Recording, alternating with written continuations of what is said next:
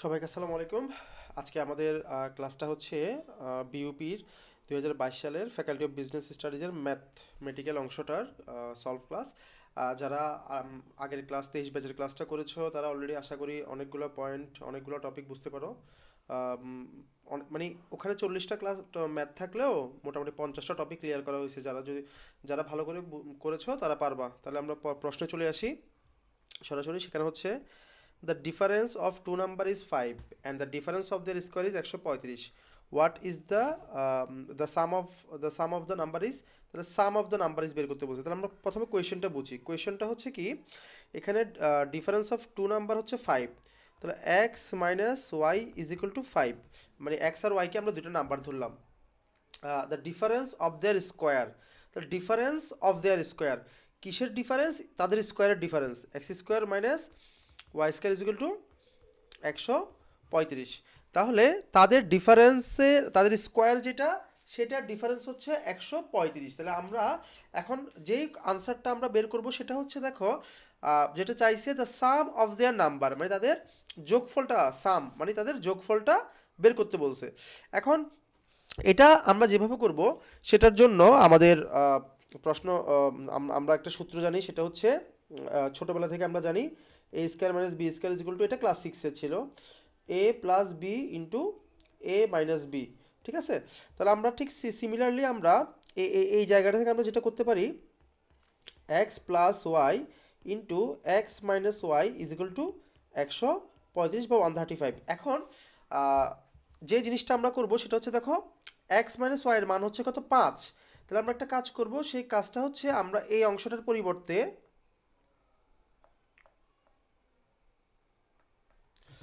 আমরা এই x minus Y অংশটার পরিবর্তে আমরা একটা সংখ্যা লিখলাম, সেটা হচ্ছে ইন্টু 5 লিখলাম। ঠিক আছে? তাহলে এখন আমরা 5, কারণ এই মানটাই জাস্ট আমরা রিপ্লেস করে দিলাম এখানে। এখন 5-এর যেই ইয়াটা গুণ হিসেবে আছে এটার সাথে কাটাকাটি হবে। কাটাকাটি ক্যালকুলেটর করে ফেলতে পারো, 2 আর 7 বোঝা যাচ্ছে, 5 দুগুণা 10 আর 35 থাকে, 5 7 35, তাহলে 27। এটা হচ্ছে আনসার। এই যে এখানে 27 আছে, আমি কিন্তু ডান পাশে এই যেখানে 4টা আনসার আছে আমি কিন্তু এদিকে তাকাইও না, আমি আগে ম্যাথটা করি তারপরে ওইদিকে তাকাই। তাহলে আমাদের এই প্রশ্নটা ক্লিয়ার। পরেরটাতে চলে যাই। সেটা হচ্ছে the sum of three number is 68 if the ratio between first and second is 2:3। এখানে আমাদেরকে বলছে তিনটা নাম্বারের যোগফল হচ্ছে 68 if the ratio between first and second, মানে প্রথম দুইটা সংখ্যার, মনে করি এক্স ইস টু ওয়াই, এইটার অনুপাত হচ্ছে 2:3, 2:3। ঠিক আছে? আবার বলছে সেকেন্ড এবং থার্ড, মানে মনে করি Y R Z, Y is to Z, এটার অনুপাত হচ্ছে 3:5:3। ঠিক আছে? মানে 5:3। এখন যারা রেশিওর ক্লাসটা করেছো আমার পেইড ব্যাচে, তারা এই জিনিসগুলো পারার কথা, মানে এখানেও ব্যাখ্যা করার দরকার ছিল না। এখন আমরা কি করব, দেখো আমরা কমন দেখতেছি কোনটা? ওয়াই। তাহলে আমরা এখানে 3 আর 5, এই কমন জিনিসটাকে আমরা সেম বানাবো। কীভাবে সেম বানাবো? দেখো এটাকে আমরা করব কি, এক্স ইস টু ওয়াই, এটাকে আমরা করব কি 5 দিয়ে গুণ করব। তাহলে এটা হয়ে যাবে 10, এটা হয়ে যাবে 5 দিয়ে গুণ করলে 15। আবার এবার করব কি আমরা, জানো এই পরেরটাকে আমরা করব 3 দিয়ে গুণ। তাহলে ওয়াই ইস টু জেড, এটা হবে 3 5 15 ইস টু 3 দিয়ে গুণ করলে হবে 9। ঠিক আছে? তাহলে তুমি দেখো এটা সেম, তার মানে আমি কিন্তু লিখতে পারি যে x is to Y is to Z সমান 10 15 ইস টু 9। ঠিক আছে? তাহলে আমরা কিন্তু এই যে অনুপাতটা বের করলাম, এটা কিন্তু তোমরা যখন পরীক্ষার হলে করবা, এই ক্যালকুলেশনে যখন তুমি মানে তোমার নলেজে আসলো যে কমনটাকে মিলাইতে হবে, এই কনসেপ্টটা যখন তোমার মাথায় চলে আসছে, তখন কিন্তু তোমার এখানে যে আমি যে ক্যালকুলেশনটা করলাম এই ক্যালকুলেশনটা করার দরকার নাই, তুমি ডিরেক্ট প্রশ্নেই করে ফেলবে। কীভাবে? দেখো এখানে লিখে ফেলবা যে 10:15, এদিকে লিখে ফেলবা 15:9, তার মানে 10 15 মানে প্রশ্নের মধ্যেই এই এই লাইনটা চলে আসলো, মূল তিনটার অনুপাত চলে আসলো। এখন আমাকে বের করতে বলছে কি সেকেন্ড নাম্বারটা কি। তাহলে সেকেন্ড নাম্বারটা আমাকে বের করার জন্য কীভাবে বের করতে হবে? এই তিনটার যোগফল দেখো, অলরেডি আমরা করেছি এই ক্লাসটা। এই তিনটার যোগফল হচ্ছে 25 আর 34, 25 আর 9 34। আর সেকেন্ড নাম্বারটা হচ্ছে কত? 15। তাহলে উপরে দিব 15 ইন্টু 68। যদি প্রথম নাম্বার বের করতাম উপরে লিখতাম হচ্ছে 10, যদি 3 নাম্বার সংখ্যাটা বের করতাম উপরে লিখতাম 9। মানে অনুপাতের থেকে আমি মূল মাঝখানেরটা প্রথমটা বা লাস্টেরটার মান বের করবো। তাহলে 34 আর 38 কাটাকাটি গেলে 2, 30, 15 দুগুণা 30, তাহলে আনসার হচ্ছে 30। ক্লিয়ার? আশা করি বুঝছো। Which of the following fraction has smallest value. দেখো এখানে কিন্তু অনেকগুলো নিয়ম দিয়ে করা যায়। সেটা কীরকম? 8/7, তারপরে হচ্ছে 10/9, তারপরে হচ্ছে 21/20, তারপরে হচ্ছে 1013 ডিভাইড বাই 1012। আর দেখো আমি যদি এখন এটা শুধুই ম্যাথটা ব্যাখ্যা দিতে যাই সেটা কীরকম হবে দেখো, আমি কিন্তু আনসারটা বলে দিতে পারবো, ঠিক আছে? Which of the following has the smallest value, এটার আনসার কিন্তু ডি হবে, আমি দেখেই বলতে পারতেছি। কিভাবে ডি হবে জানো? মানে স্মলেস্ট। আর which is the largest, largest যদি বলে তাহলে এটা হচ্ছে লার্জেস্ট, লার্জ, ঠিক আছে? কেন এটা আমি বললাম? ধরো এখানে দেখো এই নিচের সংখ্যাটা থেকে উপরের সংখ্যাটা হচ্ছে 1 একক বেশি, 1 একক বেশি, 20 থেকে 21 1 একক বেশি, 12 থেকে 13 1 একক বেশি। তো জাস্ট 1 একক ডিফারেন্স। এরকম হলে যত বড়র দিকে যাবে সংখ্যাটা তত ছোট হবে, আর যত ছোটোর দিকে যাবে সংখ্যাটা তত বড় হবে। কেমন দেখো, ধরো তুমি সিম্পলি দেখো, আমি যদি এখানে এরকম লিখি 3/2, দেখে বোঝা যাচ্ছে দেড়, এটার আনসার। কিন্তু তুমি যদি এরকম লেখো 30/29, তা তুমিই বলো এটা কি 1.5-এর আশেপাশে হবে? এটা হবে একদম 1.03, এরকম এরকম হবে। মানে যত বড়র দিকে যাবে সংখ্যাটা তার ডিফারেন্স উপরে নিচে, ডিফারেন্স যদি উপরেরটা 1 বড় হয়, ঠিক আছে, তাহলে 1 পয়েন্ট সামথিং এর মানে ছোটোর দিকে যাবে সংখ্যাটা, মানে ডিফারেন্স 1 কিন্তু সংখ্যা অনেক বড়, তাহলে কমতে থাকবে, ছোট হইতে থাকবে, ঠিক আছে? এই জাস্ট এই জিনিসটা এই কনসেপ্টটাই আমি কিন্তু তোমাদের ম্যানুয়ালি পড়াচ্ছি, মানে সূত্র ফর্মুলা ক্যালকুলেশন রিটেন ওইভাবে না, এক পেজ ক্যালকুলেশন করে করে প্রমাণ করতে হবে ওইরকম না, জাস্ট প্রশ্ন দেখে আনসার, যেহেতু এমসিকিউ। তাহলে এটা বুঝতে পারছো। আমি আরেকটা কনসেপ্ট বলে দিই, সেটা হচ্ছে ধরো এইটার এই সবগুলোকে লসাগু করবা, সবগুলোকে লসাগু করবা, লসাগু করে যেই সংখ্যাটা হয়, জাস্ট আমি তর্কের খাতির একটা ধরি 2/3, 4/6, 5/12, ঠিক আছে? তাহলে এই সংখ্যাটার মধ্যে ছোট বড় কোনটা? আমি তোমাদেরকে যে কনসেপ্টটা দেখাচ্ছি এটার জন্য একটা নিজের থেকে একটা এক্সাম্পল দিলাম, বুঝতে পারছো? তো দেখো এই তিনটাকে লসাগু করলে 12 হয়, এটা দেখেই বোঝাচ্ছে তিনটাকে লসাগু করলে 12। তাহলে আমার কাজ হবে নিচের সবগুলাকে, নিচে যে মানগুলো আছে নিচেরগুলোকে আমি 12 বানাবো। আমার মূল কাজ হচ্ছে 12 বানাবো, যে লসাগু যেটা সেটা বানাবো। তাহলে 12 বানাইতে হলে আমাকে কি করতে হবে এটা দেখো, আমি যদি 12 বানাই তাহলে নিচেরটাকে 4 দিয়ে গুণ করব, এটাকে 4 দিয়ে গুণ উভয় পক্ষ, তাহলে 4 দুগুণ 8, 3 4 12। আবার এটাকে 2 দিয়ে গুণ করব, 4 দুগুণা 8, তারপর হচ্ছে 6 দুগুণা 12, সেম সেম হয়ে যাচ্ছে। আচ্ছা, আবার ধরো এটা 12 12ই থাকবে। তাহলে এখন দেখো এখানে সবচেয়ে ছোট বা বড় কোনটা? তাহলে বড় হচ্ছে 5/12, ছোট হচ্ছে 5/12, কারণ নিচেরগুলো যদি সেম থাকে, উপরে ছোট বড় যেটা সেটাই হচ্ছে আনসার, মানে ছোট বা বড় নিচে সেম থাকতে হবে। তাহলে উপরে ছোট হলে আনসার ছোট, উপরে বড় হলে আনসার বড়, বুঝতে পারছো? এখন আমি যদি বলি কোনটা ছোট, তাহলে আনসার হচ্ছে 5/12 হচ্ছে ছোট, ঠিক আছে? আর যেহেতু দুটো সেম সেম চলে আসছে ক্যালকুলেশন, তাহলে এটা আমি বানানোর প্রশ্ন দিছি, পরীক্ষা হলে তোমার দেখবে একটাই থাকবে, মানে বড় হলে একটাই থাকবে, ছোট হলেও একটা থাকবে। তাহলে কনসেপ্টটা আশা করি বুঝতে পারছো। নিচের তিনটাকে আমরা লসাগু করে সবগুলোকে সেমটা বানাবো। কিভাবে বানাবো? নিচে 12 আসছে, এখানে লসাগু, নিচে 3কে 4 দিয়ে গুণ, উপরেরটাকেও 4 দিয়ে গুণ, নিচে 6কে 4 2 দিয়ে গুণ, উপরেরটাকেও 2 দিয়ে গুণ। তাহলে আশা করি কনসেপ্ট ক্লিয়ার। পরবর্তী চলে যাই। The value of the value of a certain fraction is equal to 0.4 and denominator হচ্ছে 15. what is the numerator? মানে denominator হচ্ছে নিচেরটা মানে হর, আর নিউমারেটর হচ্ছে উপরেরটা। তাহলে এখন আমরা এটা কিভাবে বের করব? সেটা হচ্ছে একটা ফ্র্যাকশন হচ্ছে এরকম যে নিচেরটা হচ্ছে 15 আর উপরেরটা হচ্ছে 0. উপরেরটা হচ্ছে 9, উপরেরটা আমরা বের করব x, আর এটার ইকুয়াল, এটা কার সমান? 0.4 এর সমান। তাহলে তুমি 15কে 0.4 এর সাথে গুণ করো, 15কে 0/4-এর সাথে যদি গুণ করে দাও তাহলে হবে 4×15 = 60, মানে 6। আনসার হচ্ছে 6। একদম সিম্পল, অথবা ক্যালকুলেটরে বসাই দিবা। In a class 25% of the student vote for mister x. তাহলে এক্স এর জন্য ভোট করছে 25% স্টুডেন্ট, বাকি থাকলো 75%। ঠিক আছে, এখন বলছে আমি কিন্তু পরের লাইনও পড়িনি, 2/3 of the remaining student voted for mister Y.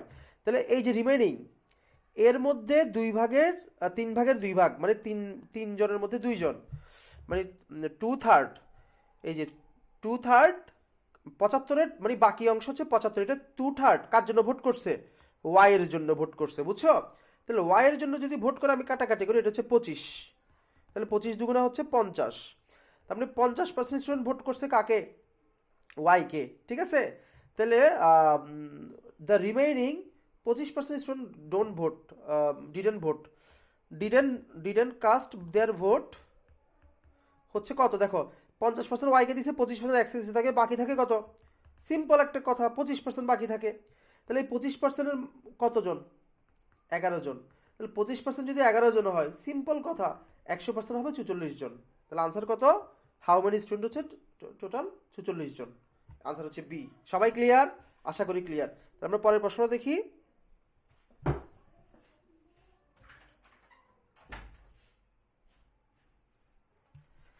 দেখো এই প্রশ্নটা দেখো,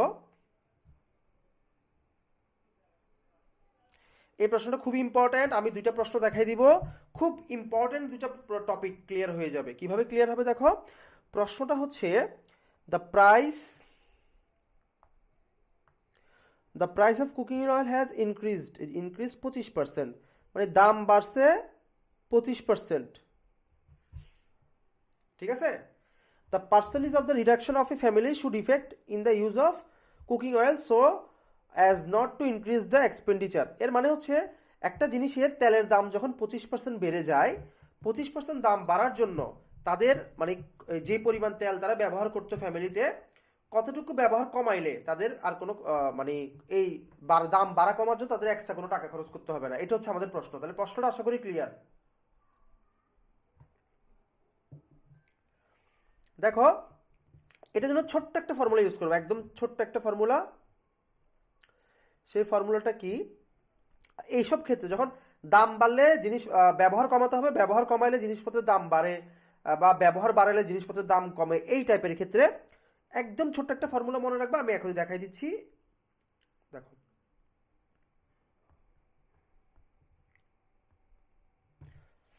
তাহলে মানে যেটা বাড়ে বা কমে,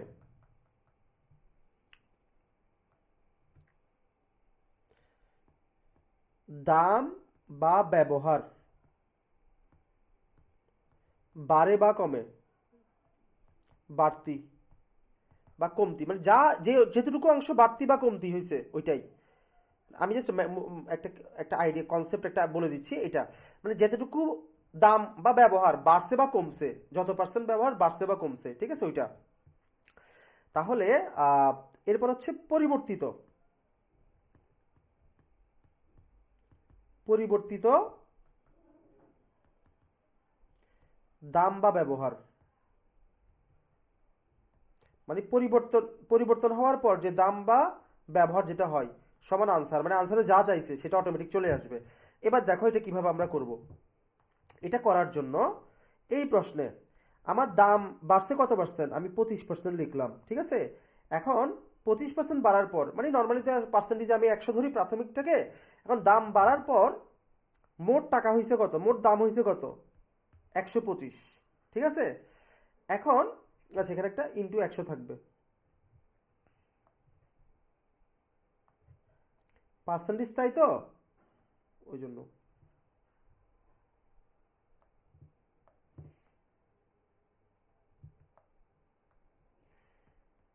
ইন্টু 100।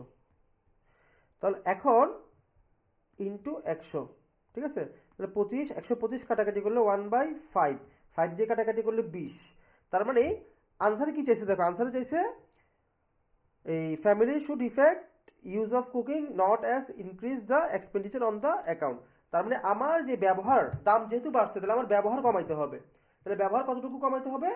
20%। যেহেতু দাম বেড়ে গেছে ব্যবহার কমাইতে হবে, তাহলে আনসার হচ্ছে বি। এইবার আমি সেম প্রশ্নটাকে রিভার্স করি তোমাদের মানে এই আমাদের সিস্টেমটা ঠিক আছে কিনা এটা বোঝার জন্য রিভার্স করি। মনে করি তেলের ব্যবহার 20% কমে গেছে। মনে করি, প্রশ্ন আমি মুখে বলছি, মনে করি ব্যবহার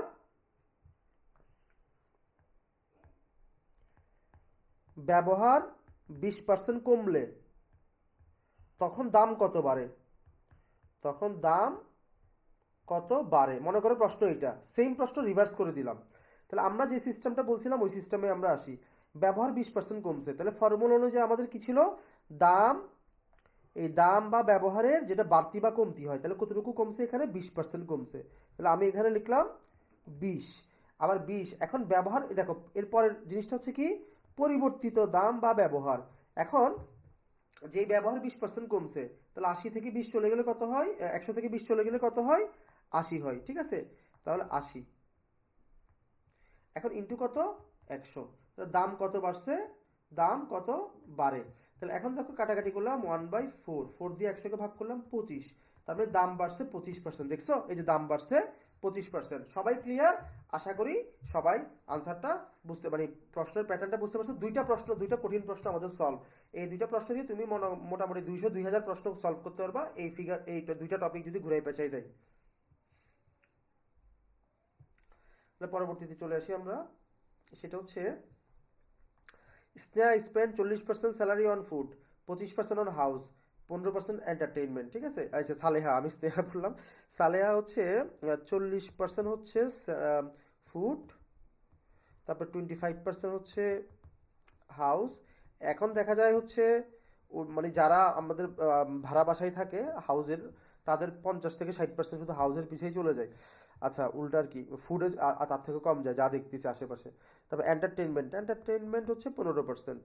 এন্টারটেনমেন্ট কিন্তু জরুরি আছে। এন্টারটেনমেন্টের মধ্যে কোনগুলো আসে? এই যে ঘোরাফেরা, আড্ডা, বাইরে মুভি দেখতে যাওয়া, তারপর হচ্ছে নেটফ্লিক্সের সাবস্ক্রিপশন, এই জিনিসগুলা এন্টারটেনমেন্টের মধ্যে চলে আসে। তাহলে 15% আমাদের কিন্তু এন্টারটেনমেন্টেও প্রয়োজন। তারপর হচ্ছে 5% হচ্ছে কনভেনিয়েন্স, অন্যান্যগুলো তো কনভেনিয়েন্স তোমার 5% কনভেনিয়েন্স। এখন দেখো 65 সাথে 15 হচ্ছে 80, 85, টোটাল হচ্ছে 85% ইউজ হয়। আর বাকি থাকে তাহলে কত পার্সেন্ট? 15%। এটা হচ্ছে বাকি থাকে, মানে বাকি মানে হচ্ছে কি এটা হচ্ছে সেভিং। মনে করো সেভিং হচ্ছে 15%। এখন তুমি বলো 15% সেভিং যদি দেখা যাচ্ছে 1200 টাকা, এই যে 1200 টাকা, তাহলে আমার স্যালারি পার মান্থ অ্যাকচুয়ালি কত? তাহলে 1% হচ্ছে 1200/15 আর 100%, সিম্পল। তাহলে 100% হচ্ছে জাস্ট 100 দিয়ে গুণ দিব আমরা, এটাকে 100 দিয়ে গুণ দিব, ঠিক আছে? তাহলে এটা মনে করো 5 দিয়ে ভাগ করলে 3, এটা 20, আর 3 দিয়ে ভাগ করলে এটা 4, মানে 400। 400 আর 20 হলে 8000। তাহলে আনসার হচ্ছে 8000। এবার তোমরা বলো প্রশ্নটা কি কঠিন ছিল? একদম ইজি, ঠিক আছে? তাহলে পরের প্রশ্ন চলে যাই।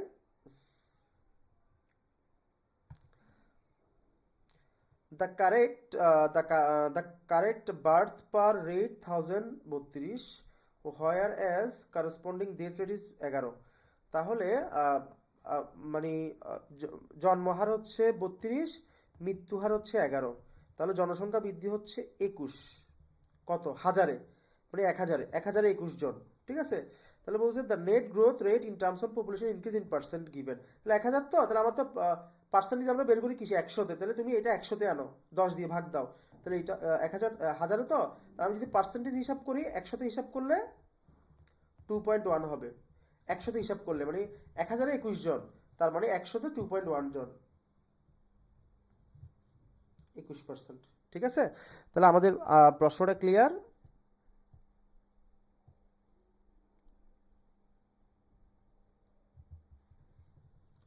1021 জন, 1000-এ যদি 21 জন হয়, আচ্ছা 1000-এ 21 জন নাকি এখানে কি চাইছে আমরা একটু দেখি তো, ওয়েট। ইনক্রিজ ইন পার্সেন্ট, আচ্ছা 100-তে 21 জন, তার মানে ইন পার্সেন্ট বলছে, তো ইন পার্সেন্ট এটা বলেই দিছে কত পার্সেন্ট? 1000-এ 21 জন, তাহলে ইন পার্সেন্টে হচ্ছে 2.1%। তাহলে 1021 জন, আর এখানে 2.1 আমি বের করলাম ঠিকই, 1021 জন।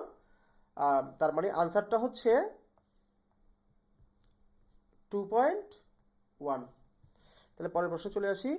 12 man can complete a work in 18 day, 6 day after they started working, 6 day after they started work, 4 man join. তাহলে 12 জন লোক একটা কাজ করে 18 দিনে, 6 দিন চলে যাওয়ার পর দেখো 18 দিনে কাজ করে, 6 দিন চলে যাওয়ার পর, তাহলে আমরা 6 দিনের কাজটা হিসাব করে ফেলি। 12 জন লোক 6 দিন কাজ করে, ঠিক আছে। তাহলে এখানে একটা আমরা মুখে মুখে একটা হিসাব করি, মানে এটা রিটেন না, জাস্ট তোমরা সাজানোর জন্য। রিটেন হলে তো গুছাই লিখতে হইতো। তাহলে 18 দিনে যে কাজ করে, 6 দিনে কাজ করে দেখো 3/1 1/3 অফ দ্য ওয়ার্ক। এটা সিম্পল কথা, একদম সিম্পল। তাহলে বাকি কাজ, এই ম্যাথটা কিন্তু আগের 23 সালের প্রশ্নেও আমরা অনেক এই টপিকের মানে এই অধ্যায়ের কয়েকটা ম্যাথ করছি। আর বাকি কাজ হচ্ছে 2/3। তাহলে এখন তোমরা বলতে পারো স্যার আপনি এটা কেমনে পাইছেন। দেখো আমি কিন্তু যখন এটা রিডিং পড়তেছি তখনই চলে আসছে মাথায়। এখন স্যার আপনি তো পড়াচ্ছেন দেখে মাথায় আসছে ব্যাপারটা তা না। তুমি যখন ব্যাপারটা হচ্ছে তুমি যখন প্রশ্নটা ভালো করে বুঝবা, তুমি যখনই প্রশ্নটা ভালো করে পড়বা অটোমেটিক মাথায় আসবে। দেখ কেন 12 জন লোক কাজ করে 18 দিনে, তাহলে 6 দিন পর মানে 6 দিন কাজ করে ফেলছে, তাহলে 18 দিনে যে কাজ হয়, 6 দিনে কাজ হয় কত তুমিই বলো। 18 3/1 না 6, তাহলে কাজের 3/1 তো হয়েই গেছে। তাহলে বাকি কাজ থাকে কত, 2/3 কাজ আমাদের বাকি থাকে। একটু তো আমরা ইজিলি বুঝতে পারতেছি, ঠিক আছে। তাহলে এখন আমরা পরের কথাতে যাই। মানে একটুকের মধ্যে এই লাইনটা যখন আমি পড়ছি এই অংশটা আমার মাথায় চলে আসছে। দেখো এই ছোট ছোট জিনিসগুলোই কিন্তু তোমাদের কি হবে, পরীক্ষায় চান্স পাওয়াটা আগাই দিবে। They started working, 4 men joined them. How many days? এইল হবে না, এটা উইল হবে। Will all of them take to finish, মানে কতটুকু, হাউ মেনি ডেজ, আর কতদিন কাজ আমাদের লাগবে, মানে এতজন কাজ করলে আমাদের পরবর্তী সময়ে কতজন লোকের কাজ দরকার হবে। তাহলে একটা জিনিস আমরা দেখি, যেই কাজটা 12 দিন মানে 12 দিনে করতো, যে কাজটা একটা জিনিস খেয়াল করো, সেখানে 12 দিনে কাজ করতো আরো 12টা লোক, ঠিক আছে। তাহলে আমাদের এখন মোট লোক হয়েছে কয়জন, তোমরা আমাকে জাস্ট এতটুকু মুখে মুখে মানে নিজে নিজে হিসাব করো। যেখানে আমার এখন মোট লোক বর্তমানে 16 জন, ঠিক আছে। যেহেতু নতুন করে কয়জন লোক হয়েছে, 4 জন অ্যাড হয়েছে, বর্তমানে 16 জন। তাহলে একটা জিনিস খেয়াল করো, 2/3 ওয়ার্ক, মানে এই যে বাকি আছে এই কাজটা করতে, এই কাজটা করতে 12 জন লোকের সময় লাগে 12 দিন, ঠিক আছে। একটুক তো ক্লিয়ার আমাকে জাস্ট, যেহেতু মানে তোমাদেরকে শুনতে পাচ্ছি না আমি, এতটুকু তো তোমরা ক্লিয়ার, আশা করি ক্লিয়ার। তাহলে 12 জন লোকের বাকি এই যে 2/3 অংশ কাজ করতে আরো 12 দিন সময় লাগে, ঠিক আছে। সুতরাং একজন লোকের কাজ করতে সময় লাগে বেশি লাগবে না, 12 × 12 মানে 144 দিন সময় লাগে। তাহলে ওই কাজটা একজন লোক আবার, সুতরাং এখন মোট বর্তমানে লোক হয়ে গেছে কয়জন, 16 জন।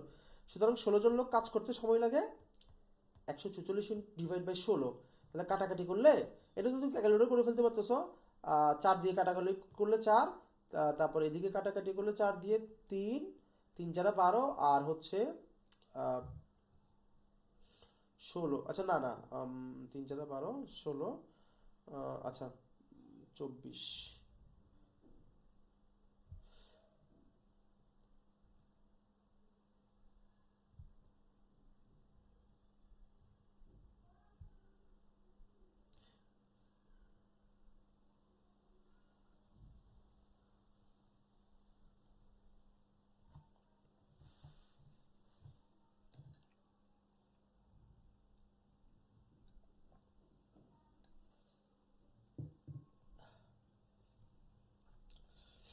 দেখো 4 দিয়ে ভাগ করলে 3 4 12, আর থাকে 2 24, ঠিক আছে। আবার 4 দিয়ে 24কে ভাগ করলে 4 6 26, 4 6 24, তাহলে 4 দিয়ে 9, অথবা ক্যালকুলেটর সরাসরি চলে আসবে 9, এত সময় লাগবে না। তাহলে আমাদের সময় লাগে 9 দিন। এখন দেখো এই প্রশ্নটা আমি একটু রিভিউ দিই। প্রথমে পড়তেছি 12 জন লোক একটা কাজ করে 18 দিনে, 6 দিন পর তার মানে 12 জন লোক 6 দিন কাজ করে ফেলছে, খেয়াল করছো? তাহলে 12 জন লোক 6 দিনে কাজ করে ফেলছে। যে কাজ 18 দিন করা লাগে, 6 দিন কাজ করলে কটুক হয়, 3/1 কাজ হয়ে যায়। তাহলে 3/1 কাজ হয়ে গেছে, তাহলে বাকি কাজ থাকলো কতদিন? 2/3 কাজ রয়ে গেল, মানে 3/2 কাজ রয়ে গেল। টোটাল কাজটা 3 পার্ট হলে 2 পার্ট রয়ে গেল। তাহলে এই জিনিসটা আমার মাথায় থাকলো যখন প্রশ্নটা পড়লাম প্রথম লাইনের মধ্যেই। এবার পরের কথা হচ্ছে they started working 4 man join. তাহলে তারা যখন কাজ শুরু করে জয়েন দেয় কয়জন? 4 জন, তাহলে 16 জন হয়ে যায়। তাহলে বাকি যে কাজ আছে 2/3 কাজ, এটা শেষ করতে কতদিন সময় লাগবে? তাহলে 2/3 কাজ সময় শেষ করতে সাধারণভাবে 12 জন লোক আরও 12 দিন সময় লাগতো। কেন? কারণ আমি যে 6 দিন কাজ করে ফেলছি, আমি যেখান থেকে 6 দিন কাজ করে ফেলছি, বাকি থাকলো 12 দিন। ঠিক আছে? তাহলে 12 জন লোক নর্মালি 12 দিনে শেষ করতো, তাহলে একজন লোক শেষ করতে লাগে 144 দিন, সুতরাং 16 জন লোক শেষ করতে লাগে 9 দিন। এটা হচ্ছে প্রশ্নের answer. The sum of 3 integer is 40। 3টা পূর্ণ সংখ্যার সাম হচ্ছে 40। লার্জেস্ট নাম্বার হচ্ছে 3 time ফাস্টার 3 Times of the middle integer. তাহলে মিডল ইন্টিজারকে আমরা এক্স ধরি, মিডলটাকে আমরা এক্স ধরলাম, আর প্রথমটা হচ্ছে থ্রাইজ এক্স, যেহেতু মিডলটার 3 গুণ বেশি হচ্ছে প্রথমটা, বড়টা। অ্যান্ড স্মলেস্ট ইন্টিজার হচ্ছে 23। 23 less than the largest integer. তাহলে স্মলটা হচ্ছে বড়টার থেকেও 23 ছোট। What is the product of the 3 integer? তাহলে what is the product of the 3 integer এটা বের করতে হবে। তাহলে দেখো আমাদের তিনটা যোগফল বের করি আমরা। যোগফল হচ্ছে 40। এই 23টাকে আমি এই পাশে নিয়ে যাই, হয়ে যাবে +23। ঠিক আছে? তার মানে 63। তাহলে এদিকে করলে কত হয় দেখো, 7x, মানে 7x সমান 63। তাহলে x সমান কত বলো? x হচ্ছে 7 নং 63, 9। তার মানে আমার what is the product of the 3 integer? তাহলে প্রথম সংখ্যাটা হচ্ছে 3 নং 27, পরেরটা হচ্ছে 9, আর পরেরটা হচ্ছে 27 থেকে 23 বিয়োগ, 27 থেকে 23 বিয়োগ দিলে 4। তাহলে এই 3টা সংখ্যা আমরা গুণ করলে, প্রশ্ন হচ্ছে 3টা সংখ্যা কি, এটা চাই নাই। What is the product of the 3 integer? এই 3টার গুণফল কত? 4 নং 36। আমি মুখে মুখে হিসাব করতেছি, ক্যালকুলেট করতে পারবা। তাহলে 4 নং 36 এখন ক্যালকুলেটারে বসালে বা মুখে ক্যালকুলেশন করলে আমাদের চলে আসে আনসারটা।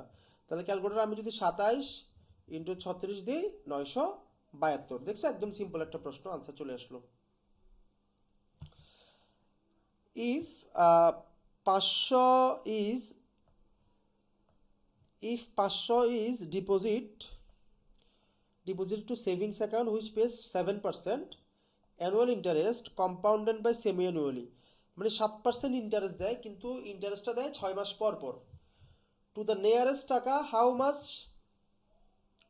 How much in the account at the end of the year. দেখো এই প্রশ্নটার সূত্র আছে একটা, আমি কিন্তু সূত্রটা তোমাদের বলে দেখাতে পারি, সূত্রটা কিন্তু মনে রাখার দরকার নাই।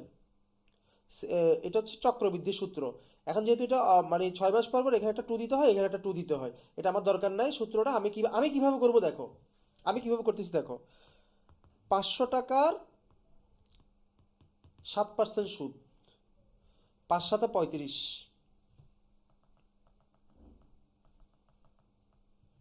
500 টাকার 7% সুদ, 5 7 35। কিন্তু এই 35 টাকা কয় বছর দেওয়ার কথা? 1 বছরে, কিন্তু দিছে কখন? 6 মাসে। তাহলে 6 মাসে দিলে কি পুরোটা দিবে? তোমরাই বলো, পুরোটা দিবে না, দিবে হচ্ছে অর্ধেক। মানে ওই 7% 35 টাকাই দিত যদি 1 বছরে হিসাব করতো, কিন্তু এখন দিচ্ছে অর্ধেক, কারণ 6 মাসে সে টাকাটা দিয়ে দিচ্ছে। তাহলে অর্ধেক দিচ্ছে 17.5। তাহলে বর্তমান টাকা হয়েছে কত বলো? 500 আবার 17.5 টাকা। তাহলে বর্তমান টাকা হচ্ছে কত? 500 × 17.5 টাকা। এখন এই টাকাটা এইটার মানে হচ্ছে আবার কত? 517.5। এখন তুমি যদি ক্যালকুলেটারে 500, এখন আমার এটা 6 মাসে হয়ে গেছে, এটা 6 মাসে ইন্টারেস্ট পাইছি, 6 মাসে, প্রথম 6 মাসে। ঠিক আছে? মানে সেমি অ্যানুয়াল, ওই যে অর্ধ বর্ষে। তাহলে এই টাকাটার পরবর্তী 6 মাসে কত টাকা দিবে বলো? ইন্টারেস্ট কত টাকা দিবে? 517.5 ইন্টু 5% সরি 7%, 7, তাহলে 517 ইন্টু 7% হচ্ছে এটাতে এটাতে ইন্টারেস্ট আসে 1 বছরে আসার কথা ছিল 36.22 টাকা, ঠিক আছে। কিন্তু যেহেতু এটা এটা এটা 1 বছর, 1 ইয়ারে, ক্যালকুলেটার 1 ইয়ারে আসবে, কিন্তু তোমাকে অর্ধেক নিতে হবে। তাহলে অর্ধেক নিলে হলো 18.11। তার মানে প্রথম 6 মাসে আমি ইন্টারেস্ট পাইছি 17.5, পরের 6 বছরে ইন্টারেস্ট পাইছি 18.11। এখন এটা যদি সরল সুদ হইতো তাহলে 17.5ই আসতো, কিন্তু কেন 18.11 আসছে? ওই যে 17.5 টাকা আবার বেড়ে গেছে সুদ, ওই সুদের উপরেও আবার সুদ আসছে। তার মানে 500 টাকার সাথে অ্যাকচুয়ালি যোগ হবে 17.5 প্লাস 18.11। তার মানে আমি যদি শুধু এটা হিসাব করি, 17 আর 18 যোগ করলে আমার হচ্ছে কত, আমার 17, 35.511 মানে 611 আসবে। এখন 35.611 মানে 535.611, এটা হচ্ছে এটার সমান বি, ঠিক আছে। তাহলে তোমরা একটা জিনিস খেয়াল করো, মানে 500 প্লাস 35.611 মানে 536-এর মতো আসবে, এটার কাছাকাছি আর নাই। এখন আমি এটা কেন করছি, জাস্ট তোমরা বোঝার সুবিধাতে এইভাবে করে তোমার মাথায় থাকবে।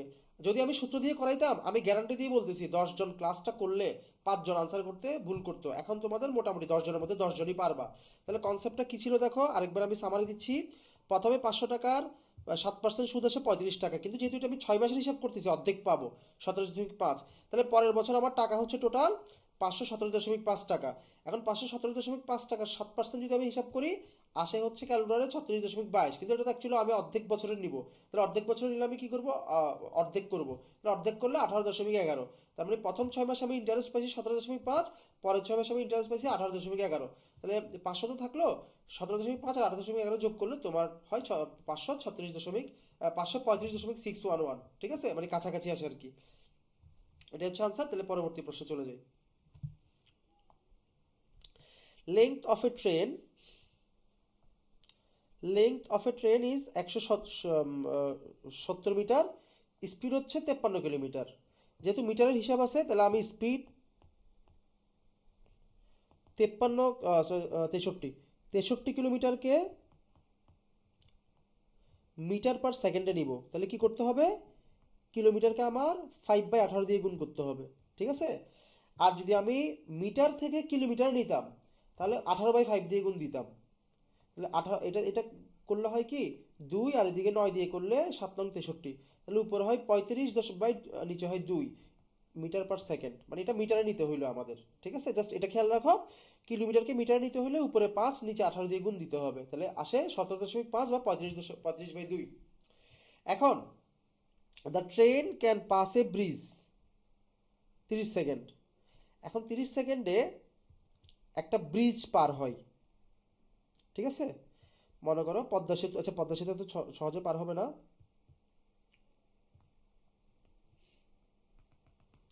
নিচে একটা ইয়ে আছে, মনে করো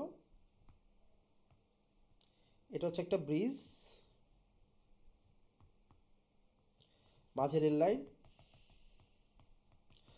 যখন একটা ট্রেন পাস হয়, এই যে একটা ট্রেন যখন পাস হয়, খেয়াল করবা এই ট্রেনের এই ট্রেনের মধ্যে তোমার যে লেংথ, মানে ট্রেনের যে দৈর্ঘ্য, শুধু ব্রিজের দৈর্ঘ্য কিন্তু পার হয় না, ঠিক আছে।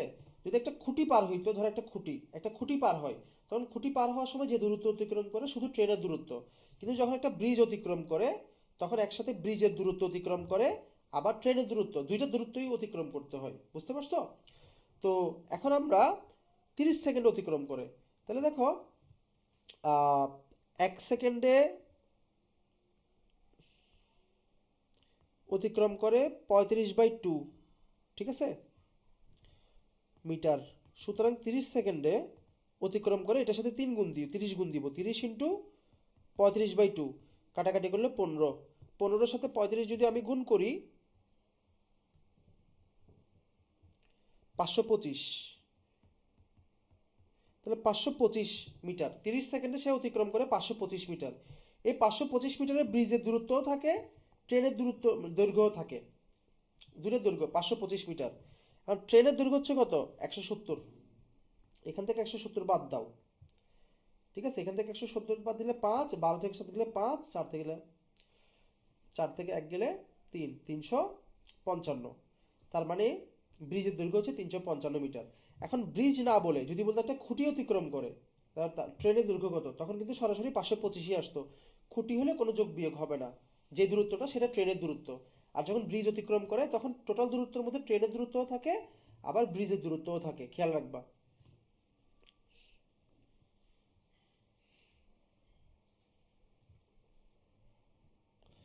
পরের প্রশ্নে আসো। সেটা হচ্ছে the sum of square of two number is 81। The sum of square of two number, sum of এই কথাটাকে খেয়াল করো, sum of square of two number, তাহলে টু নাম্বার হচ্ছে এক্স স্কোয়ার ওয়াই স্কোয়ার এবং এটা যোগফল ইজ ইকুয়াল টু 80। 80 অ্যান্ড এটা অ্যাড হবে, and the square of difference between the number is 36, and the square of find the product of their two number.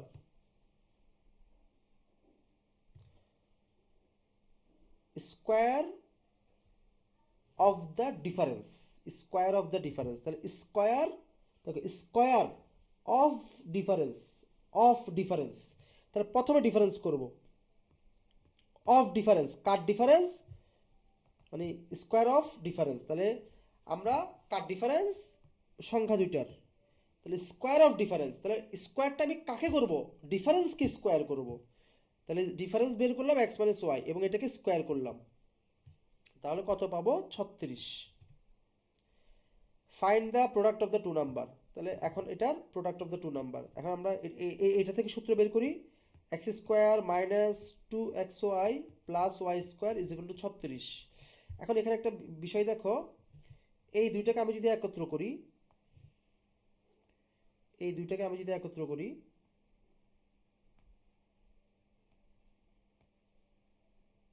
ঠিক আছে, এই দুইটার মান দেখেই বোঝা যাচ্ছে এই যে 80, ঠিক আছে, তাহলে আমি করবো কি, এটার জায়গায় লিখবো আমি 80। এখন 80টা থাকলো, 36টা এই পাশে চলে আসলো, -36, এদিকে 2xy চলে গেল, মানে এটা ওই পাশে চলে গেল, তাহলে প্লাস মাইনাসটা প্লাস হয়ে যাবে, তাহলে এদিকে হচ্ছে 44, এদিকে হচ্ছে 2xy, তাহলে টু টু আর এটা কাটাকাটি 22, তাহলে প্রোডাক্ট, প্রোডাক্ট মানে গুণফল, তাহলে গুণফল কত, এই যে 22। আশা করি সবাই ক্লিয়ার। পরটাতে আমরা আসি। In a library system with 6 branch 16 workers are employed, মানে লাইব্রেরির 6টা শাখায় 60 জন কর্মী, 6টা শাখায় 60 জন এমপ্লয়ি কাজ করে।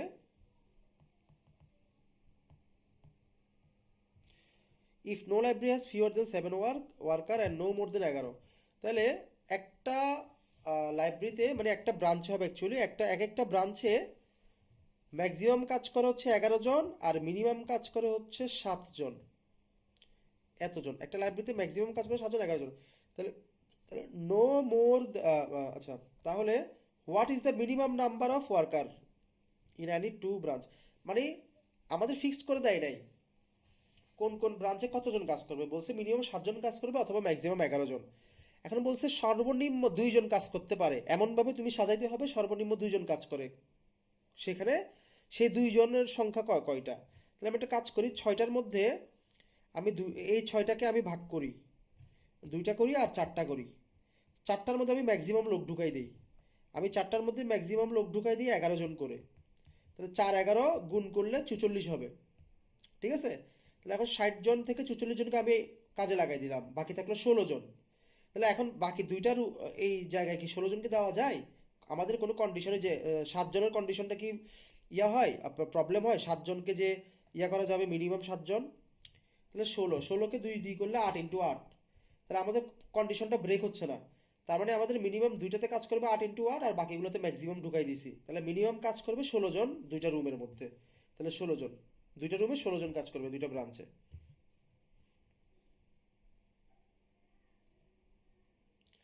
যারা 9 10 ভালোভাবে পড়ছো মনে থাকার কথা, আর যারা ভুলে গেছো তারা একটু দেখো এই ইনইকুয়ালিটির ম্যাথ। এটা আমরা কিভাবে করব সলিউশনটা, দেখো এটা করার জন্য প্রথমত উভয় এই পাশে আমরা একটা মাইনাস দিব, এই চিহ্নটা সেম চিহ্ন আরেকবার দিব, এই 3 আর প্লাস 2x-কে রাখবো 7, মানে এই দুটো দাগকে বলে মডুলাস, ঠিক আছে, বা অ্যাবসুলেট ভ্যালু। এটা উঠাই দিলে এই দুইটা দাগ যদি আমি উঠাই দেই, তাহলে সেম সেম চিহ্নটা দিয়ে মাইনাসের একটা রাশি আনতে হবে, একই এই 7-এর একটা মাইনাস রাশি আনতে হবে। এরপর পরের কাজ কি দেখো, পরের কাজ হচ্ছে এটাকে ছোট করা, এই রাশিটাকে ছোট করা। প্রথম আমি 3 বাদ দিব, 3টা পক্ষ, এখন প্রত্যেক জায়গা থেকে আমি 3 বিয়োগ দিব। 3 মাইনাস 3 প্লাস 2x, 7 মাইনাস 3, সবগুলো থেকে আমি 3 বিয়োগ দিলাম। এটা হয়ে গেল -11, 10। এদিকে 3 চলে গেল, এই 3 চলে গেল, বাকি থাকলো 2, এদিকে থাকলো 4, বাকি থাকলো 2x। তাহলে এই টু এক্সকে আমি আবার x বানাবো। তাহলে আমি আবার x যদি বানাই, তাহলে -5x2, তাহলে এটা হচ্ছে আনসার, -5x2। ঠিক আছে, তাহলে দেখো এটাকে কি করতে হবে, প্রথমত আমি একবার বলে দিই। সেটা হচ্ছে প্রথমত তুমি এই মাঝখানে দাগটাকে উঠাই, ওই সেম 7-এর, এই 7-এর একটা উল্টা রাশি, এদিকে মাইনাস থাকলে তখন এদিকে প্লাস আনতে হইতো, তাহলে এখানে মাইনাস আছে তখন এখানে তোমার প্লাসটা আনতে হইতো সেম চিহ্ন দিয়ে। তাহলে সেম চিহ্ন দিয়ে আমি -7 আনলাম। এবার করবো কি, এখান থেকে আমি ছোট করবো, এক্সে আনবো। তাহলে এক্সে আনার জন্য আমি 3টাকে বিয়োগ দিব। এটা যদি -3 থাকতো তাহলে একটা +3 দিতাম, যেহেতু শুধু 3 আছে তাহলে -3 আনবো, সব জায়গায় -3। এবার 3 চলে গেল, বাকি থাকলো কত, 2x। এবার 2x থেকে আমি কি করব, 2 দিয়ে ভাগ দিব, সবগুলোকে 2 দিয়ে ভাগ দিব, এটা থাকে, এটাই হচ্ছে আনসার।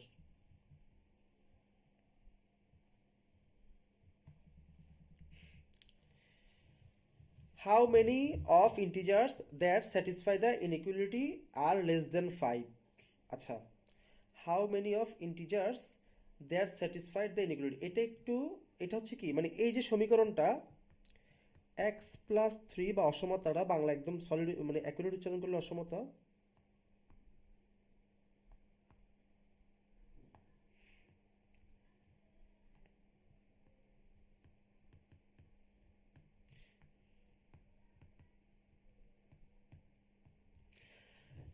আচ্ছা, এখন বলছে এমনভাবে সংখ্যাটা বসাইতে হবে, কিছু সংখ্যা বসাইতে হবে, কয়টা সংখ্যা বসাইলে 5 থেকে ছোট। 5 থেকে ছোট কি কি আছে দেখো, 5 থেকে ছোট হচ্ছে 4, 3, 2, 1, 0, -1, -2, -3, -4। এখন 5 থেকে ছোট কোন সংখ্যাগুলো বসাইলে, এখানে বসাইলে এক্সের জায়গায় এটা সমীকরণটা মিলে। তাহলে প্রথমে আমি একটা কাজ করি, 4 বসাই। এখানে যদি আমি 4 বসাই, উপরে 4 × 2, তাহলে 6, 7, নিচে হয় 2, 0 থেকে বড়, ঠিক আছে, মিলছে। 6 7 42 21, এটা রাইট। তাহলে একটা এটা রাইট বসে, ঠিক আছে। এবার মনে করো আমি 3 বসাইছি এখানে, তাহলে 3 যদি বসাই, 5, মানে প্রথমটাতে 3 বসাইছি, তাহলে 5, তারপরে 6 ডিভাইড বাই 1 কেটার দিন 0, ঠিক আছে। 5 6 30, 0 থেকে বড়, এটাও রাইট, ঠিক আছে। এরপর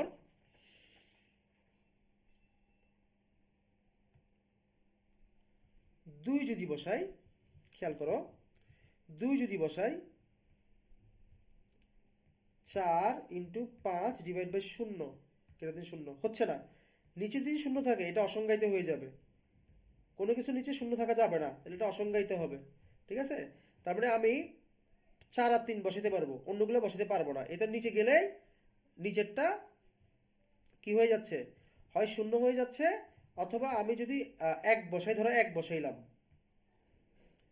উপরে হবে 3, 1 আর 2 যোগ করলে 3, এক এক্সের জায়গায় 1 আর 3 +3 যোগ করলে 4 ডিভাইড বাই -1, গেলে তোমার এগুলো 0 হবে না, এটা -12 হয়ে যাবে। -12 0 থেকে কি ছোট, তবে যত নিচের দিকে যাব এই সংখ্যাটা মানে এই 0 থেকে ছোট হয়ে যাবে, বড় থাকবে না। এই চিহ্নটা হচ্ছে বড় চিহ্ন, মানে 0 থেকে কি এই -12 বড় না, তাহলে ওটা মানে মিলবে না। তার মানে দুইটাতে কারেক্ট হচ্ছে, তার মানে দুইটা আনসার, এই 2 হচ্ছে আনসার। কথাটা আবার বলি, সেটা হচ্ছে এই অসমতাটা বা এই সমীকরণটার মধ্যে তুমি 5-এর ছোট পূর্ণ সংখ্যাগুলো বসাইলে, কয়টা বসাইলে তোমার এটা ঠিক থাকে, মানে ভ্যালিড হয়। তাহলে তুমি 4 বসাইলে ভ্যালিড হয়, 3 বসাইলে ভ্যালিড হয়, 2 বসাইলে ভ্যালিড থাকে না, 1 বসাইলেও ভ্যালিড থাকে না। এই জন্য দুইটা আনসার, মানে দুইটা আনসার মিলবে। তাহলে এটাতে আসো, জহির বট পেপার শিট অফ 7,200 টাকা অ্যান্ড স্পেন্ড টাকা 2,000 অন ট্রান্সপোর্ট, তাহলে 7,200 টাকা এবং আরও 200 টাকা ট্রান্সপোর্টে, পেইং 600, মানে সে কাগজের ইনভেস্ট করে 7,200 টাকা, আরও 200 টাকা গাড়ি ভাড়া এবং 600 টাকা হি হ্যাড 300 এত বক্সেস, আরও 600 টাকা সে করে ইনভেস্ট করে 330টা বক্স বানানোর জন্য, তাহলে এদিকে হয় 8,000 টাকা। টোটাল খরচ, কস্ট বা ইনভেস্ট, হচ্ছে 8,000 টাকা। এবার সে 330টা বক্স বানাইছে, বিক্রি করছে 28 টাকার দর, 330 × 28 টাকায় সে বিক্রি করছে, তাহলে 330টা বক্স সে যদি 28 টাকায় বিক্রি করে 9,240, তা আমি লাভ হয় তার কত, 1,240। তাহলে প্রশ্ন হচ্ছে what is profit percentage, of percentage আছে আবার, আচ্ছা তাহলে প্রফিট পার্সেন্টেজ, তার মানে 8,000 টাকা ইনভেস্ট করে দেখো সে লাভ পায় 1,240 টাকা। এখন তোমরা পারবা এটা আশা করি, 1 টাকা ইনভেস্ট করে সে লাভ পায় 1,240 ডিভাইড বাই 8,000, আর 100 টাকা, তাহলে 100 টাকা ইনভেস্ট করে সে লাভ পায়, শূন্য শূন্য কাটা, এই শূন্য এই শূন্য কাটা, 8 দিয়ে ভাগ করলে 8 একে 8, আরও থাকে হচ্ছে 4, 8 একে 8, 4 আর 40, আরও 44 থাকে, তাহলে 5 8 40.5, এই যে 15.5, দেখছো একদম সিম্পল। তাহলে পরেরটাতে চলে আসি। A man sells an article, এই ম্যাথটা একটু কঠিন আছে, এটা একটু সবাই ঠান্ডা মাথায় এটা বুঝতে হবে, এটা বিশাল বড় ম্যাথ, এটা বিসিএস রিটেন পরীক্ষায়, ব্যাংকের রিটেন পরীক্ষায়, প্রিলি পরীক্ষায়, দুদকের রিটেন পরীক্ষায়, এনএসআই রিটেন পরীক্ষায়, প্রতিরক্ষা মন্ত্রণালয়ের সহকারী রিটেন, মানে অনেকগুলো জব এক্সামে আসে এই ম্যাথগুলো। আর তোমাদের আমি যে ম্যাথগুলো করাচ্ছি অ্যাকচুয়ালি এগুলো না, মানে মনে করো 90% ম্যাথ, 10% একটু বেশি সহজ আসে তোমাদের, আর 90% তোমাদের চাকরির পরীক্ষার ক্ষেত্রেও আসে। যারা আমার স্টুডেন্ট, মানে আর 3-4, আমি তো অনেক আগে থেকে পড়াই, আচ্ছা এই ব্যাপারে বলা হয়নি, পরে আলাদাভাবে বলবো। তো ওরা যারা চাকরি পরীক্ষা দিচ্ছে এই ক্লাসগুলো কিন্তু ওদের লাগবে। তাহলে আমরা এই ম্যাথটা একটু ভেঙে ভেঙে করাচ্ছি, এটা পরীক্ষার হলে করার দরকার না যদি বেশি প্যারা হয়, বাট তোমরা বুঝে নাও, একটু বুঝে নাও, তাহলে ব্রেনটা যত প্র্যাকটিস করবে তত ব্রেন খুলবে। আমি এটা দেখে বুঝতে পারছি এটা হচ্ছে ইয়ার ম্যাথ, জবের ম্যাথ থেকেই আসছে বলা যায়। A man sells an article at the gain of 15%, a man sells on article, আচ্ছা প্রথমে আমি কস্টিং প্রাইস ধরি,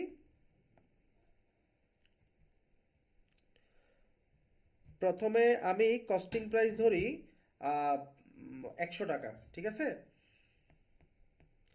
তাহলে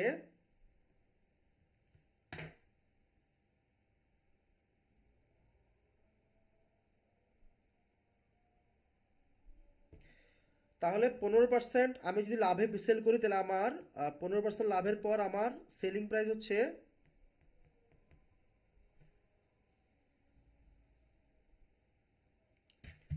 115 টাকা, ঠিক আছে? এখন 115 টাকা যদি হয়, এরপর দেখো if he had bought it at 10% less and sold it 4 টাকা লেস, তাহলে একটু খেয়াল করো,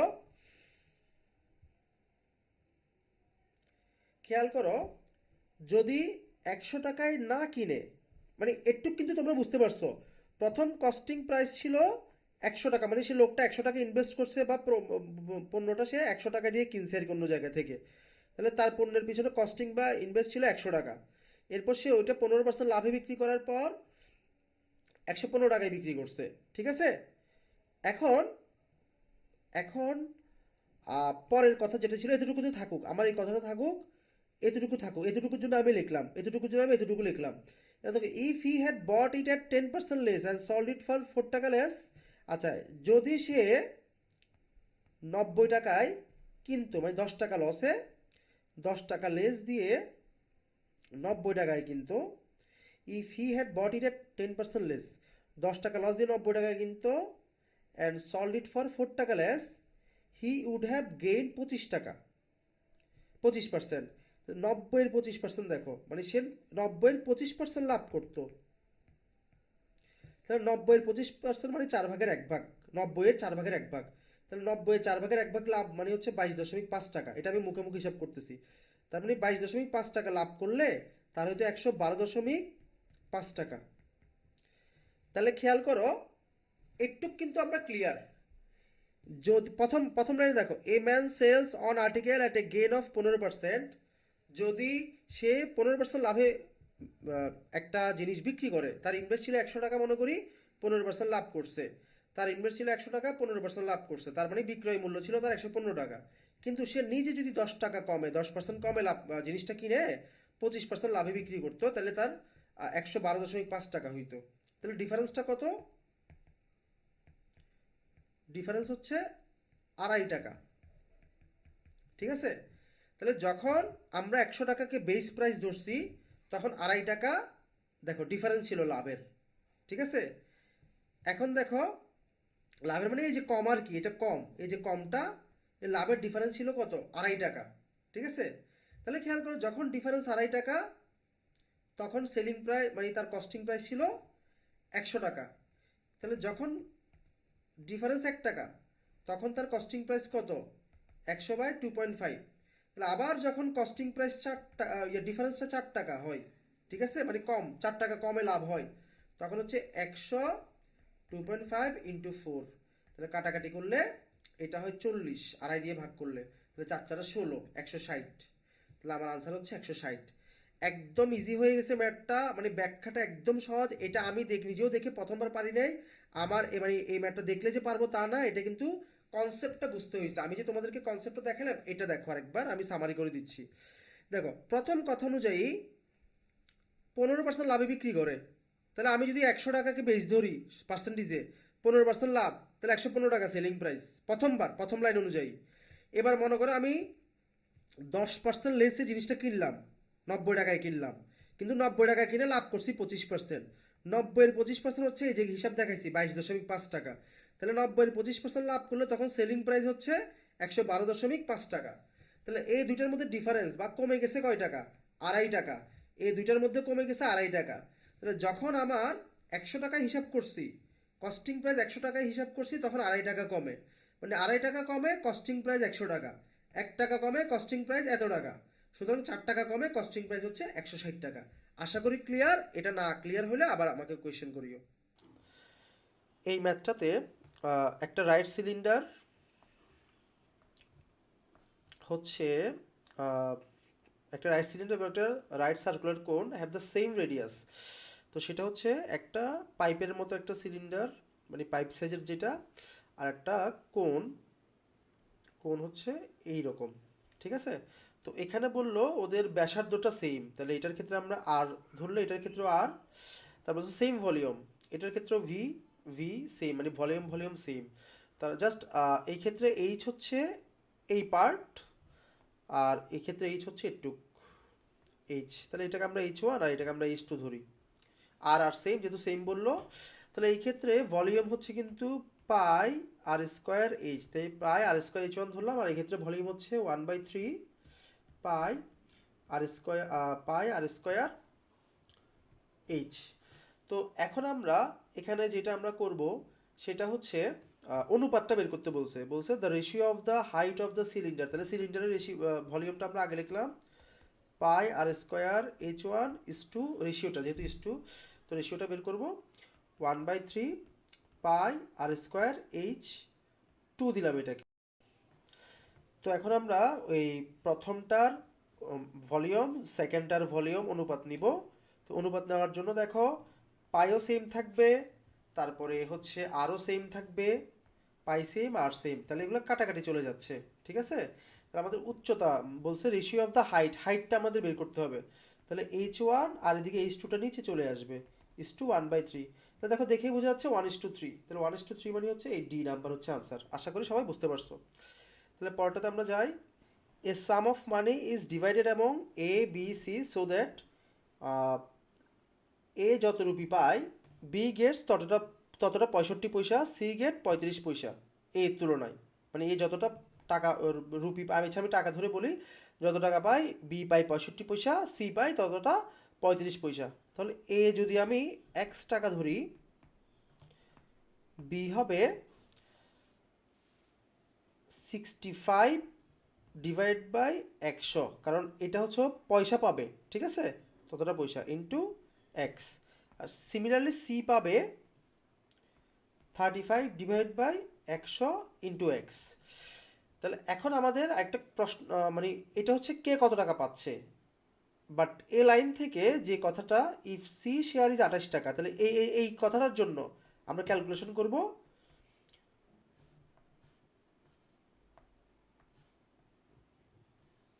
এটা। সি পাচ্ছে 28 টাকা, তাহলে এটা হচ্ছে 28, এটা ইজ ইকুয়াল টু 28।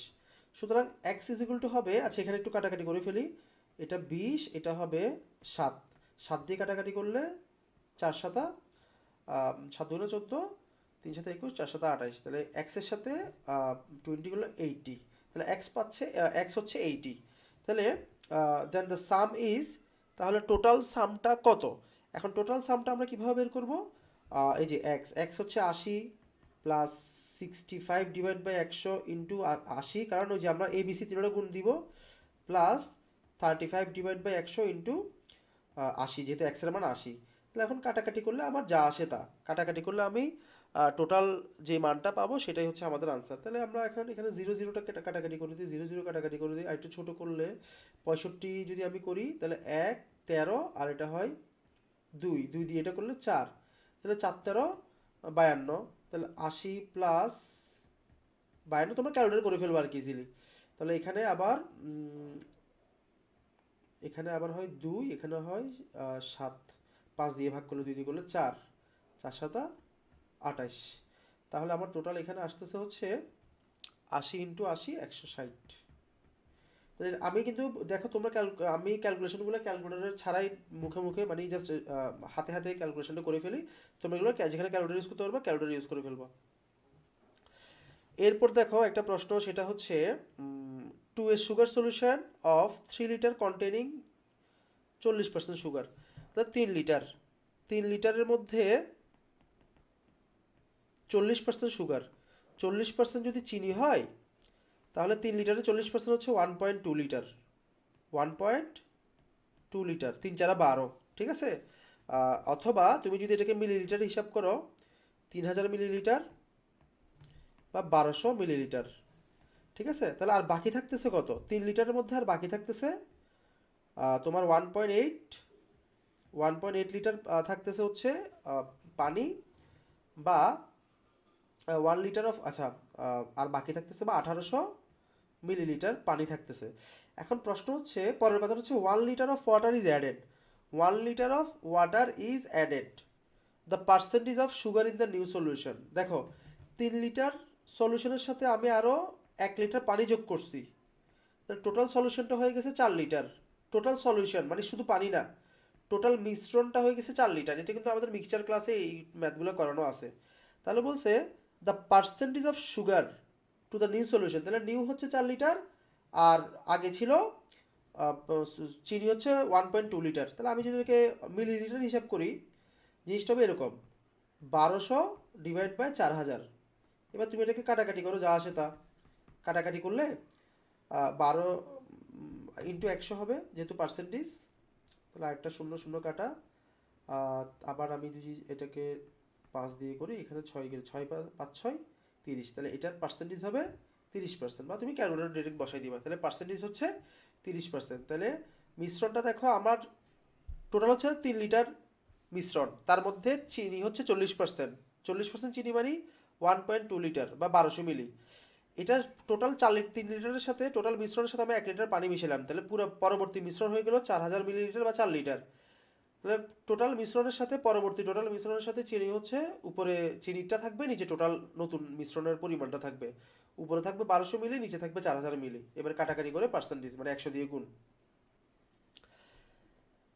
এরপর হচ্ছে the average weight of 29 student is 28, তাহলে আমি 29 স্টুডেন্টের সাথে 28টা 29টি স্টুডেন্ট 28 কেজি করে, ঠিক আছে। তাহলে 29টি স্টুডেন্ট যদি 28 কেজি করে হয়, তাহলে আমার এটা হচ্ছে 29 into 28, 812 KG. By the admission of new student the average weight is reduce to 27.8, তাহলে 27.8 হচ্ছে নতুন।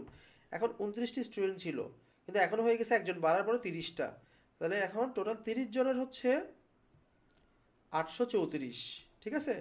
তাহলে নতুন স্টুডেন্টের ওয়েট কত? তাহলে নতুন স্টুডেন্টের ওয়েট দেখে বোঝা যাচ্ছে 29 জনের ওয়েট হচ্ছে 812, আর বর্তমান 30 জনের ওয়েট হচ্ছে 834। তাহলে নতুন স্টুডেন্টের ওয়েট হচ্ছে 22 কেজি। আশা করি clear. What number is 100 more than 2/3 of itself? What number, তাহলে হোয়াট নাম্বার এটা আমাকে বের করতে হবে। ইজ 108 মোর, মানে 108 মোর মানে 108 বেশি। কার থেকে বেশি? 108 বেশি। সেটা কার থেকে বেশি? আর 2/3, এই 2/3 অফ ইট সেলফ, এই 2/3 মানে 2/3, ইট সেলফ মানে এক্স মনে করি, যেটাকে আমি সংখ্যাটা বের করব। এবং এটা কার সমান? এটা হচ্ছে তোমার total. What number is 108 more than 2/3 of itself. তাহলে এখন আমি এটা যখন বের করব,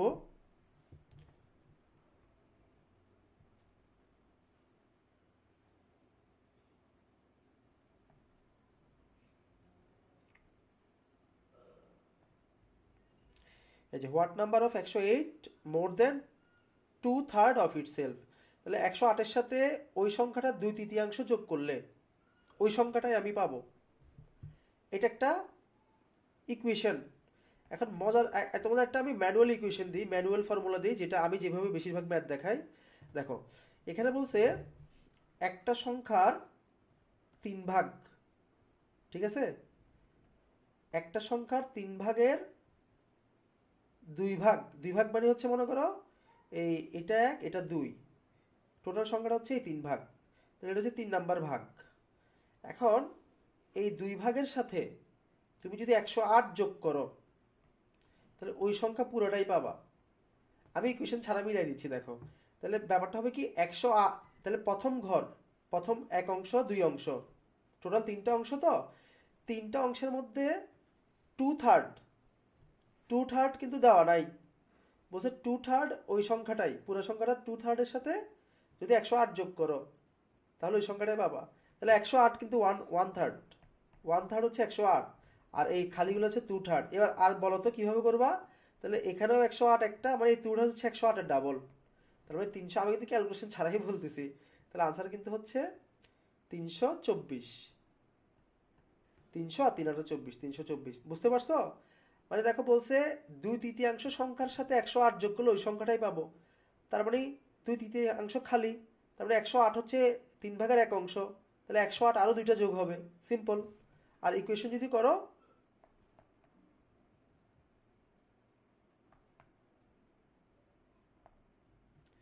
ইকুয়েশন করলে 108-এর সাথে তুমি 3 দিয়ে গুণ করো, তাহলে হবে 324 plus 2x 3 is equal two x. এবার তুমি এটা ইকুয়েশন, মানে আমি ইকুয়েশন আকারে দেখাচ্ছি আর কি।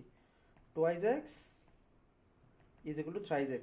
এবার 2xটা এখান থেকে বিয়োগ যাবে, তাহলে এটা এদিকে আসে মাইনাস হয়ে যাবে, মাইনাস 2x। তাহলে এটা কাটাকাটি হয়ে শুধু x, তারপরে শুধু x হচ্ছে 324। আশা করি ক্লিয়ার। এরপরের প্রশ্নটা দেখো, last year Sajib গ্রিউ 1 inch and সজীব গ্রিউ 1 ইঞ্চি, মানে 1 বছরে সজীব 1 ইঞ্চি বাড়ছে। খেয়াল করো, 1 বছরে সজীব 1 ইঞ্চি বৃদ্ধি পাইছে, 1 ইঞ্চ। আর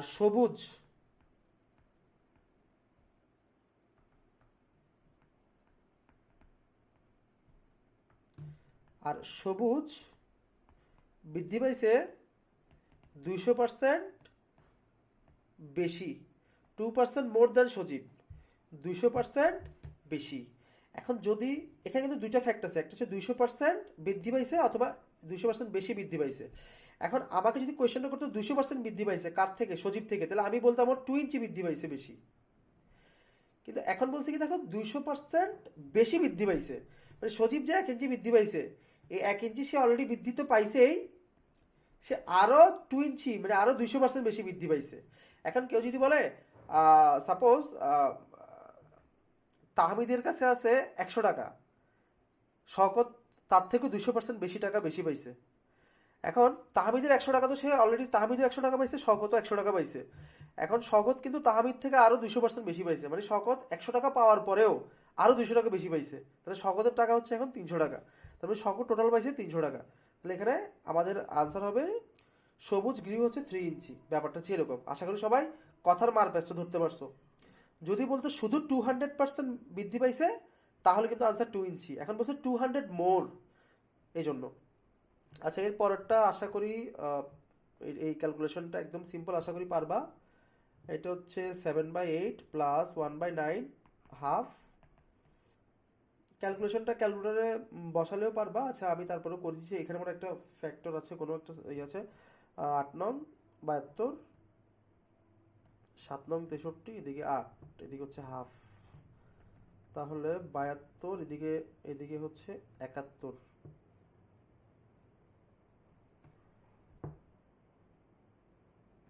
এদিকে 2 হবে, উল্টায় যাবে, 2/1। তাহলে এদিকে হচ্ছে 36। তাহলে অলমোস্ট 2।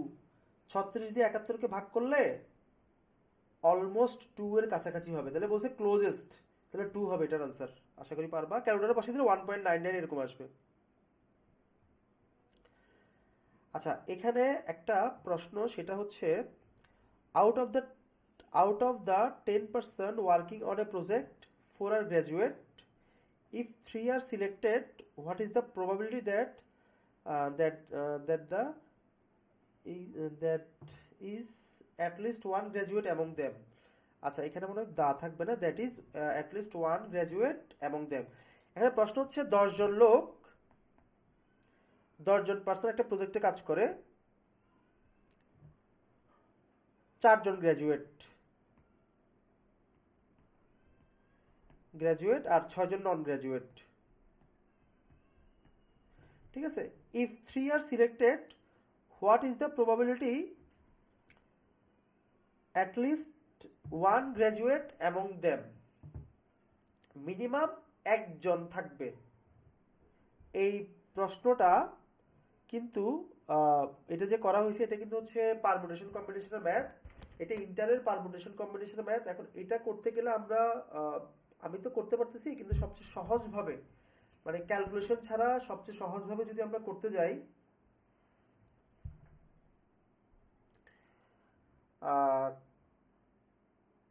তোমাদের, আচ্ছা তোমরা তো সবাই ক্যালকুলেটর ইউজ করতে পারবা। এখন এটা কিভাবে করলে সবচেয়ে বেটার হয় আমি সেটা একটু বলি। দেখো, প্রথমত আমাকে টিম বানাইতে বলছে 3 জনের, ঠিক আছে? 3 জনের একটা টিম বানাইতে বলছে, 4 জন গ্র্যাজুয়েট, 6 জন নন গ্র্যাজুয়েট। এখন আমি যদি 3 জনের একটা টিম বানাই, মানে অ্যাটলিস্ট একজন গ্র্যাজুয়েট থাকবে, তাহলে অ্যাটলিস্ট একজন নিব, 4 জন থেকে একজন, আর 6 জন থেকে নিব তখন আমি 2 জন, ঠিক আছে? আবার গ্র্যাজুয়েট থেকে আমি যদি 2 জনকে নেই, নন গ্র্যাজুয়েট থেকে নিব আমি 3 জন, ঠিক আছে? সরি, নন গ্র্যাজুয়েট থেকে আমি নিব তখন একজন নিব, কারণ আমাকে টিম বানাতে হবে 3 জনের। দেখো, আমাকে বলছে অ্যাটলিস্ট ওয়ান গ্র্যাজুয়েট, আমাকে কিন্তু বলে নেই বরাবর একজন নিতে, আমাকে মিনিমাম একজন নিতে হবে। ম্যাক্সিমাম আমি 3 জন নেই, সমস্যা নাই। তাহলে আমি আবার 3 জন গ্র্যাজুয়েট নিলাম, তখন আমার নন গ্র্যাজুয়েট থেকে নিলাম 0। তাহলে এখন এই চারটা ক্যালকুলেটরে কীভাবে বসাবো দেখো, তোমরা ক্যালকুলেটর বসাবে এভাবে, 4C1 ইন্টু 6C2 প্লাস দিবা 4C2 ইন্টু 6C1 প্লাস দিবা 4C3 ইন্টু 6C0, এটা বসাবা। এই সি হচ্ছে ক্যালকুলেটরের কম্বিনেশন। শিফট বাটন চেপে তোমরা ইয়া করতে হবে, ওই ক্যালকুলেটরে এসি বাটনের ওখানে দিবা, তাহলে সি একটা চলে আসবে, এটা হচ্ছে সি এর কম্বিনেশন। আমি এটার ক্যালকুলেটরেরটা বলে দিলাম, আর এরপর সমান দিলে আনসার যেটা আসবে ওটাই আনসার, ঠিক আছে? আমি এটা বিস্তারিত ব্যাখ্যা যাচ্ছি না, এটা আমি মানে যদি কারো দরকার হয় পেইড বেচে আমি দেখাই দিব এটার মানে হাতের ক্যালকুলেশনটা, যেহেতু ক্যালকুলেট ইউজ করতে পারতেছে আমি আপাতত বলে দিলাম। চারটা আশা করি বুঝতে পারছো। 3 years back, a father were 24 year older than his son. At present, father is 5 times. Uh, at present, father is 5 times as old as the son. How old will the son be 3 years from now? এখানে যে প্রশ্ন করছে সেটা হচ্ছে 24 বছর আগে, 3 years back, a father were 24 years older than his son. 3 বছর আগে যে বয়সটা ছিল, ফাদারের বয়স কিন্তু 24 বছর থেকেও বেশি ছিল, সনের থেকেও 24 বছর বেশি ছিল। তাহলে আমি যদি 3 বছর আগে এক্স ধরি, 3 বছর আমি এক্স ধরলাম সনের এইজ, আর 3 বছর আগে আমি ওয়াই ধরলাম ফাদারের এইজ, ঠিক আছে? তাহলে ওয়াই এর মান 3 বছর আগে, এটা হচ্ছে 3 ইয়ার্স অ্যাগো, এই চার্টটা 3 ইয়ার্স অ্যাগো, এক্স হচ্ছে সন, এক্স ইয়ার এইজ, আর ওয়াই হচ্ছে ফাদার। তাহলে আমি ওয়াই না রেখে আমি এটাকে একটা কাজ করতে পারি, x+24 লিখতে পারি, একই কথা, কারণ x+24 মানেই হচ্ছে ওয়াই। তাহলে আমি ওয়াইটা একেবারে 9, ধরো 9 রাখলাম। তাহলে 3 বছর আগে সন হচ্ছে এক্স, আর এফ হচ্ছে ফাদার হচ্ছে x+24।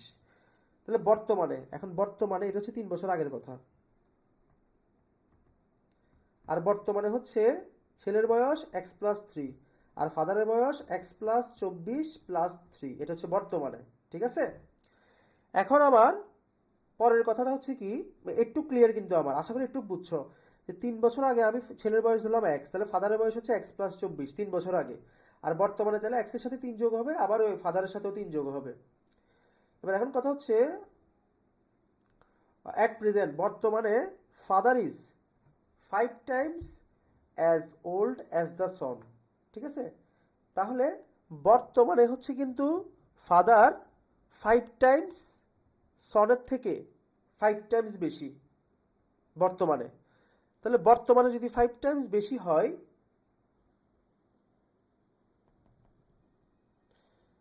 এই যে বর্তমানে যেই বয়সটা 5 গুণ বেশি, তাহলে বর্তমানের বয়সটা ছেলের বয়সের সাথে আমি 5 গুণ লাগাইলাম, তাহলে আমি কার বয়স পেলাম? ফাদারের বয়সটা পেলাম, ঠিক আছে?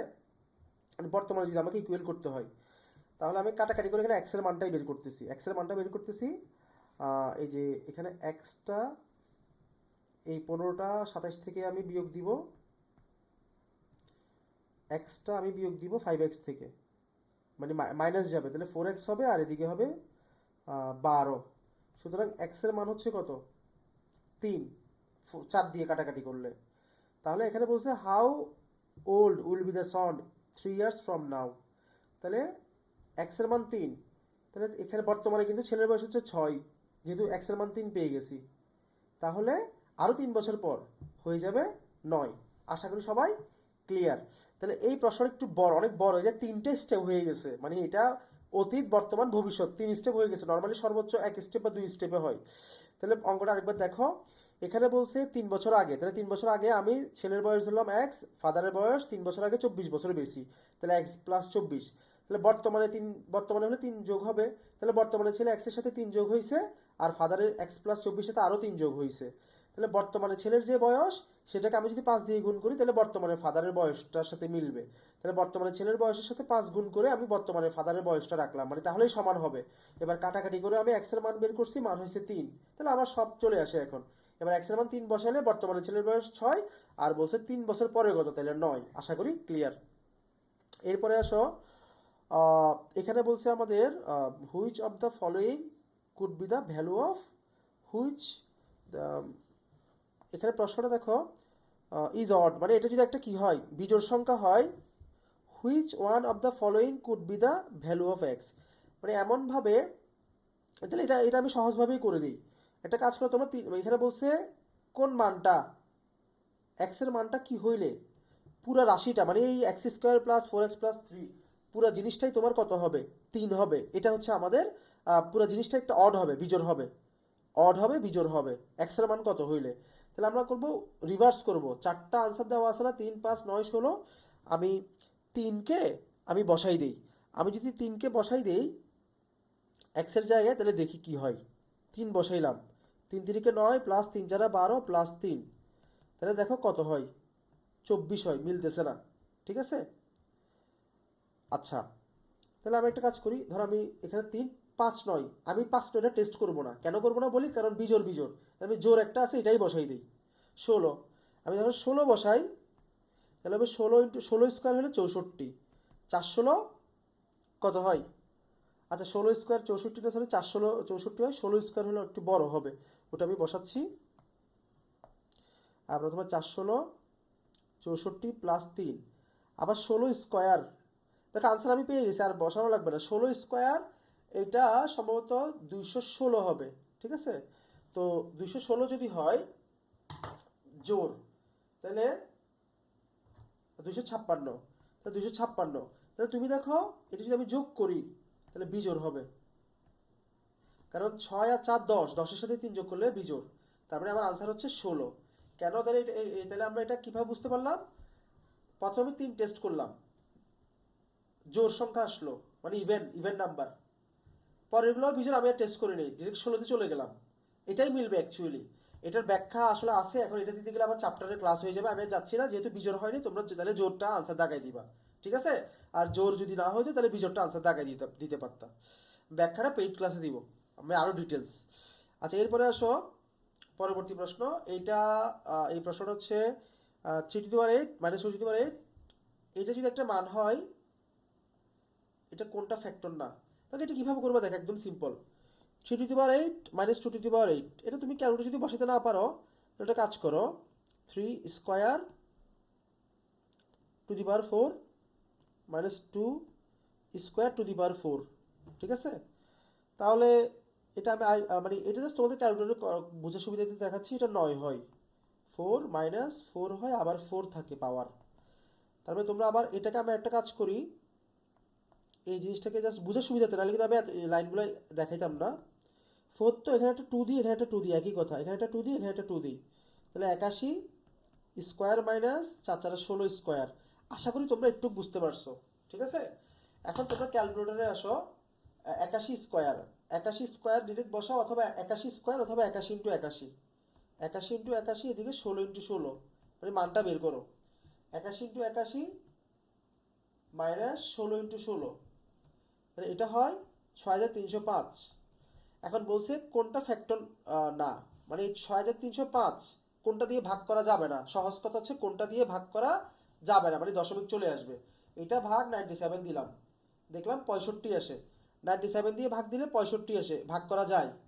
তাহলে আমি 35 দিয়ে ভাগ করি, এই যে হচ্ছে না, 180 দশমিক সামথিং আসে, 180.14 ডট ডট ডট, মানে আনসার হচ্ছে 35। মানে এই সংখ্যাটা কোনটা দিয়ে কোনটার ফ্যাক্ট, মানে এই চারটা আনসারের কোনটা এই 6305-এর ফ্যাক্টর না, মানে গুণিতক না, মানে ভাগ করা যায় না, তাহলে 35 দিয়ে ভাগ করা যায় না। আশা করি একদম বুঝতে পারছো। আর তোমরা এই স্টেপগুলো করা লাগবে না, এটা আমি জাস্ট যারা আর্টস কমার্সের মানে বেসিক একদম দুর্বল কম তাদের জন্য বুঝাইছি। তোমরা প্রথম লাইনটাই ক্যালকুলেটরে বসাই দিলে এই 6305 চলে আসবে, বুঝতে পারছো। পরের প্রশ্ন চলে আসি। হোয়াট ইজ দ্য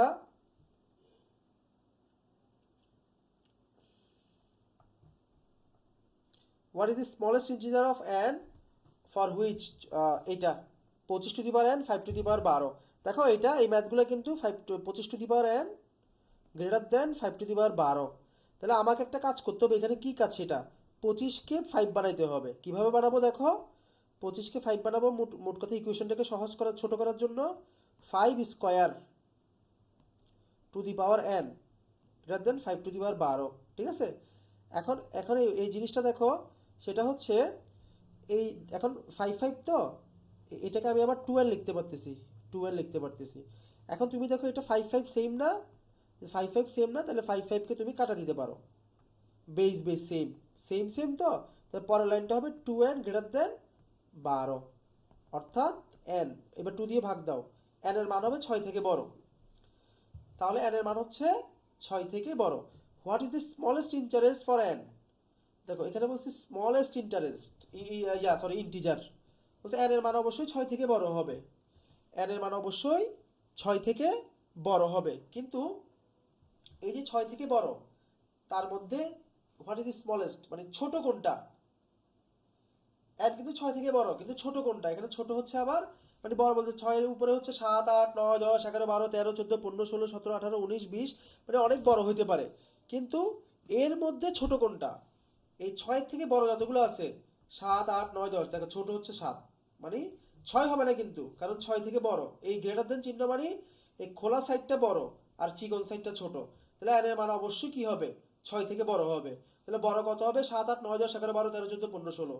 কিন্তু কি বলছে, ওই ওই ওই এই 6-এর বড়, 6-এর বড় হচ্ছে 7, 8, 9, 10, 11, অনেক বড়। কিন্তু এর মধ্যে আবার ছোট কোনটা? এর মধ্যে ছোট হচ্ছে 7, এটাই হচ্ছে, এটাই স্মলেস্ট কোনটা, 7, এটাই চাইছে।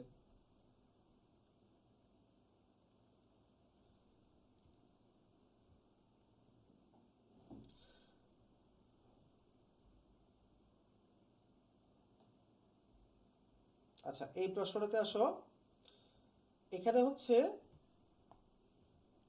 এক্স ইন্টু 2x প্লাস 1 সমান 0, আবার এক্স প্লাস হাফ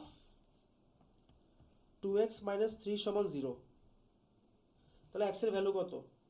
তাহলে দেখো এক্সের ভ্যালু কত, তুমি কিন্তু এক্সের ভ্যালু এটা দেখে বোঝা যায়, এই রাশিটা এটা দেখে বোঝা যায় মাইনাস হাফ হবে, এটা থেকে বোঝা যায় 3/2 হবে। তাহলে এবার তুমি বলো আনসার কোনটা আছে? আমার আমার মনে হয় না আর করা লাগবে, যে হাফ আছে, মিলে গেছে। কেমনে হাফ? ব্র্যাকেটের ভিতরে যা আছে এটা সমান শূন্য ধরবো, এক্স প্লাস হাফ সমান শূন্য, সুতরাং এক্সের ভ্যালু কত? মাইনাস হাফ, ডান পাশে চলে আসবে। ঠিক আছে, কারো যদি কোনো বুঝতে সমস্যা হয় বলিও। এটা করলেও তুমি এগুলোর থেকে একটা মান পাবা, তাও করাই দেই। এক্স যেহেতু গুণ আকারে আছে, এটা কিন্তু এটা বোঝায় এক্স সমান শূন্য, শূন্য একটা মান কিন্তু শূন্য আনসারে নাই। আর এটা হচ্ছে কত? 2x প্লাস 1 সমান শূন্য, তাহলে এখান থেকে এটা আসবে 2x সমান মাইনাস 1, সুতরাং এক্স সমান মাইনাস হাফ। দেখছো মিলছে? তাহলে মানে আনসার হচ্ছে মাইনাস হাফ। আশা করি ক্লিয়ার। আচ্ছা, এবার এই প্রশ্নটা দেখো। If the circumference of A circle inscribed in a square is 25 পাই। আচ্ছা, এই প্রথম আমরা একটা স্কোয়ার আঁকলাম, ঠিক আছে। এবার এখানে আমরা একটা সার্কেল আঁকবো।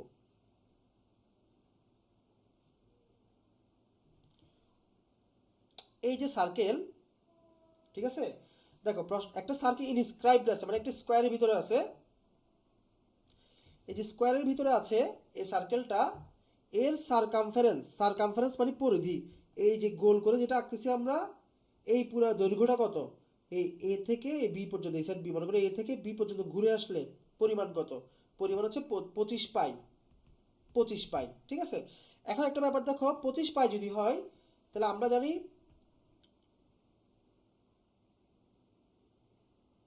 25 পাই, তাহলে আমরা জানি 2 পাই আর, 2 পাই আর হচ্ছে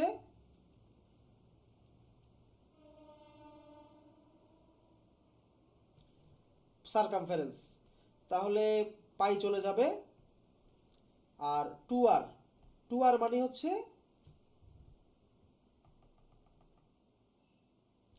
পাই পাই কাটা চলে যাবে, 2r মানে হচ্ছে কত? 25। 2r মানে হচ্ছে কিন্তু আবার কি, ডি, মানে এই পুরো ব্যাসার্ধটা, ঠিক আছে, এটা হচ্ছে 2r। একটা আর মানে হচ্ছে ব্যাসার্ধ, আর পুরোটা হচ্ছে 2r, 2r অথবা ডি মানে ডায়ামিটার মানে ব্যাসার্ধ, সরি ব্যাস।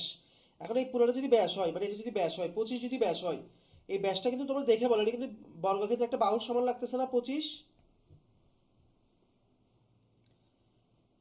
এতটুকু ক্লিয়ার? ব্যাস আর বর্গক্ষেত্রের বাহু সেম না 25, তাহলে বলছে কি পেরিমিটার অফ দ্য স্কোয়ার। তাহলে 25, একটা 25, আরেকটা 25, আরেকটা 25, আরেকটা 25, চারটা 25, 4 25 100, আনসার হচ্ছে 100। আশা করি ক্লিয়ার, না হলে কমেন্টে জানাইও।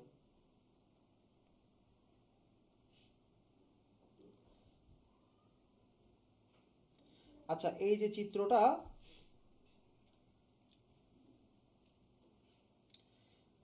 AC সমান 2,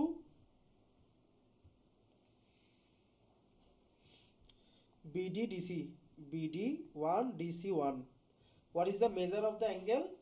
আচ্ছা, এটা আমাদের বের করতে হবে। AD 1, এতটুকু ক্লিয়ার? দেখো এই প্রশ্নটা,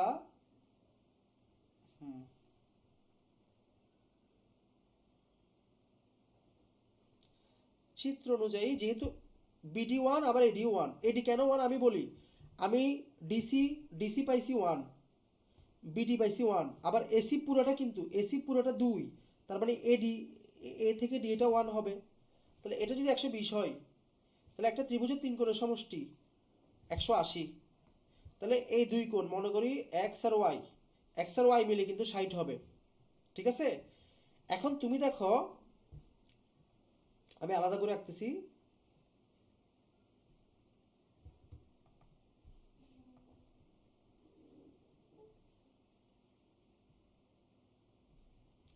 আমি আলাদা করে রাখতেছি, জাস্ট আমার আমার কথাটা আনসার দেখো, মানে হিসাবটা দেখো কিভাবে আমি ম্যাথটা বের করতে 120, আর এটা হচ্ছে এক্স ওয়াই। দেখো এটা ওয়ান, এটা one, distance same same, D থেকে এ, ডি থেকে বি, ডিস্টেন্স সেম সেম। যদি ডিস্টেন্স কম বেশি হইতো তাহলে কিন্তু অ্যাঙ্গেলের মধ্যে পার্থক্য হইতো। এক্স আর ওয়াই মিলে 60, যদি ওয়ান ওয়ান না হয়ে যদি ডিস্টেন্স মানে বড় ছোট হইতো তাহলে কিন্তু আমাদের আরো লম্বা ক্যালকুলেশন চলে আসতো। ঠিক আছে, তাহলে এখন আমি বলতে পারি এই সাইডে 60-এর মধ্যে এই সাইডে সেম সেম অ্যাঙ্গেল, তাহলে এটাও 30, এটাও 30। ক্লিয়ার? তাহলে আনসার, হচ্ছে, তোমরা দেখিও এই আমি যে ব্যাখ্যাগুলো দিচ্ছি, এই ব্যাখ্যা আমি মোটামুটি তোমাকে এনশিওর করে বলতেছি এটা সেম ব্যাখ্যা তুমি খুব কম জায়গায় পাবা, খুব কম টিচার বা কম কোচিং কম ক্লাসেই পাবা সেম ব্যাখ্যাগুলা। এখানে মূল কিন্তু তোমার পড়ার কনসেপ্ট বুঝতে পারাটা, কারণ এটা বুঝতে পারলে তোমার অঙ্কটা যত শর্টকাটে করে ফেলতে। আমি কিন্তু দেখো শর্টকাটের কোনো সূত্র দেখাই না, আমি জাস্ট ভিতরের কনসেপ্টটাই দেখাই। যেমন এই ম্যাথে আমি যেটা করছি, এটা কিন্তু তোমাকে আমি কোনো মানে সূত্র শিখাই নাই, আমি জাস্ট বলছি এই কথাটাই যে 3 কোণ সমষ্টি 180, এটা ক্লাস 2-3 বাচ্চাও জানে। এটা যদি 120 হয় বাকি দুইটা মিলে হবে 60। আবার দৌড়ার দূরত্ব কিন্তু ওয়ান ওয়ান, বাহুর দৈর্ঘ্য ওয়ান ওয়ান। বাহুর দৈর্ঘ্য যদি ছোট বড় হইতো তাহলে কিন্তু অ্যাঙ্গেলের পার্থক্য হইতো। এখন যেহেতু ওয়ান ওয়ান তাহলে কিন্তু অ্যাঙ্গেলের পার্থক্য সেম হবে, তার মানে 60 হলে দোনোটা মিলে একটা 30-30, একটা 30 একটা 30, তাহলে আনসার 30। এবার বলো আমি কি কোনো এখানে শর্টকাট টেকনিক শিখাইছি না, কনসেপ্টটা বলছি। পুরো জিনিসটা একটা মানে ভিতরের কনসেপ্ট, তাহলে তুমি সেম প্যাটার্নগুলো যদি অন্য ম্যাথে পাও করতে পারবা। আচ্ছা এখানে একটা ইকুয়েশন দেখো, 2x plus Y, X plus 2y 5, আর তাহলে এটা বের করতে হবে। তাহলে আমরা একটা কাজ করি, দুটোটা আমরা যোগ করে দিই, সহজভাবে যোগ করে দিই। তাহলে 3x প্লাস 3y সমান 12, মানে আমি যোগ করে দিছি 1 নম্বর সমীকরণের সাথে 2 নম্বর, 2x এর সাথে x, y এর সাথে y, তাহলে 3x 3y, আর সাথে সাথে 5, তাহলে 12 হয়ে গেল। এবার আমি 3 কমন নিলাম, উভয় পক্ষকে 3 দিয়ে ভাগ করলাম, তাহলে x প্লাস ওয়াই সমান 4। ঠিক আছে, এই 4টাকে তাহলে আমি সিম্পল এখানে বসাই দিলাম, তাহলে 4/3, এই যে আনসার চলে আসলো।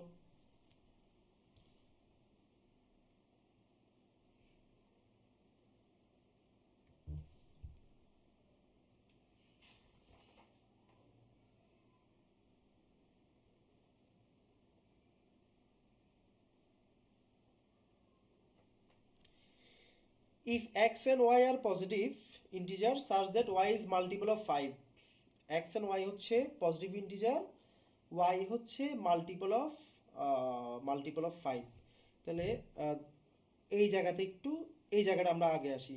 y হচ্ছে মাল্টিপল অফ 5 মানে y একটা 5-এর গুণিতক সংখ্যা, মানে যেটাকে 5 দিয়ে ভাগ করা যায়, 5, 15, 20, 25, 100, 200, মানে যেটাই হোক না কেন ওই সংখ্যাটা 5-এর গুণিতক হবে, মানে 5 দিয়ে ভাগ করা যাবে, তো আমরা 5p ধরলাম।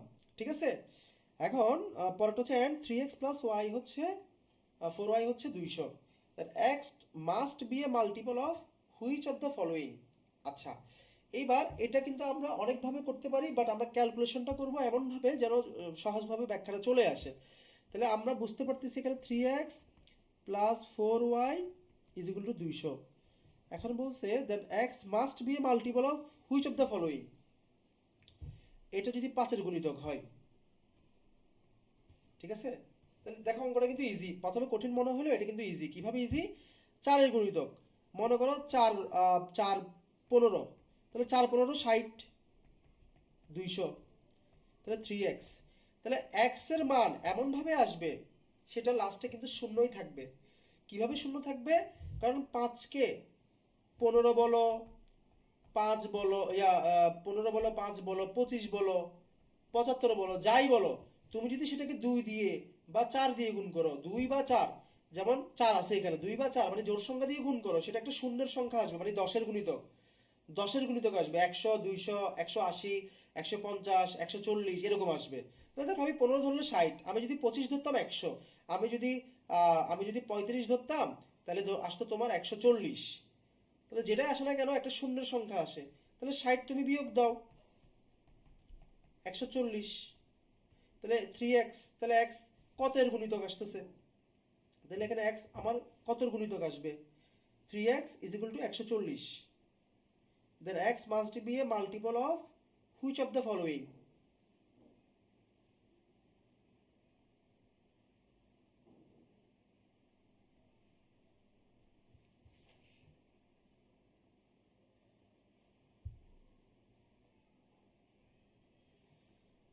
3x, আচ্ছা দশমিক চলে আসতেছে, ইন্টিজার হবে।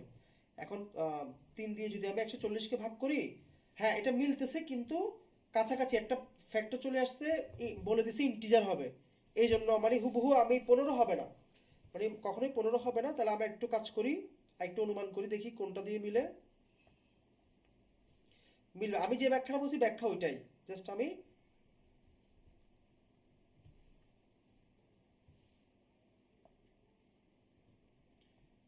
3x মানে একটু অনুমান করে আমরা হিসাবটা মিলাবো, যেন ক্যালকুলেশন বেশি করা না লাগে।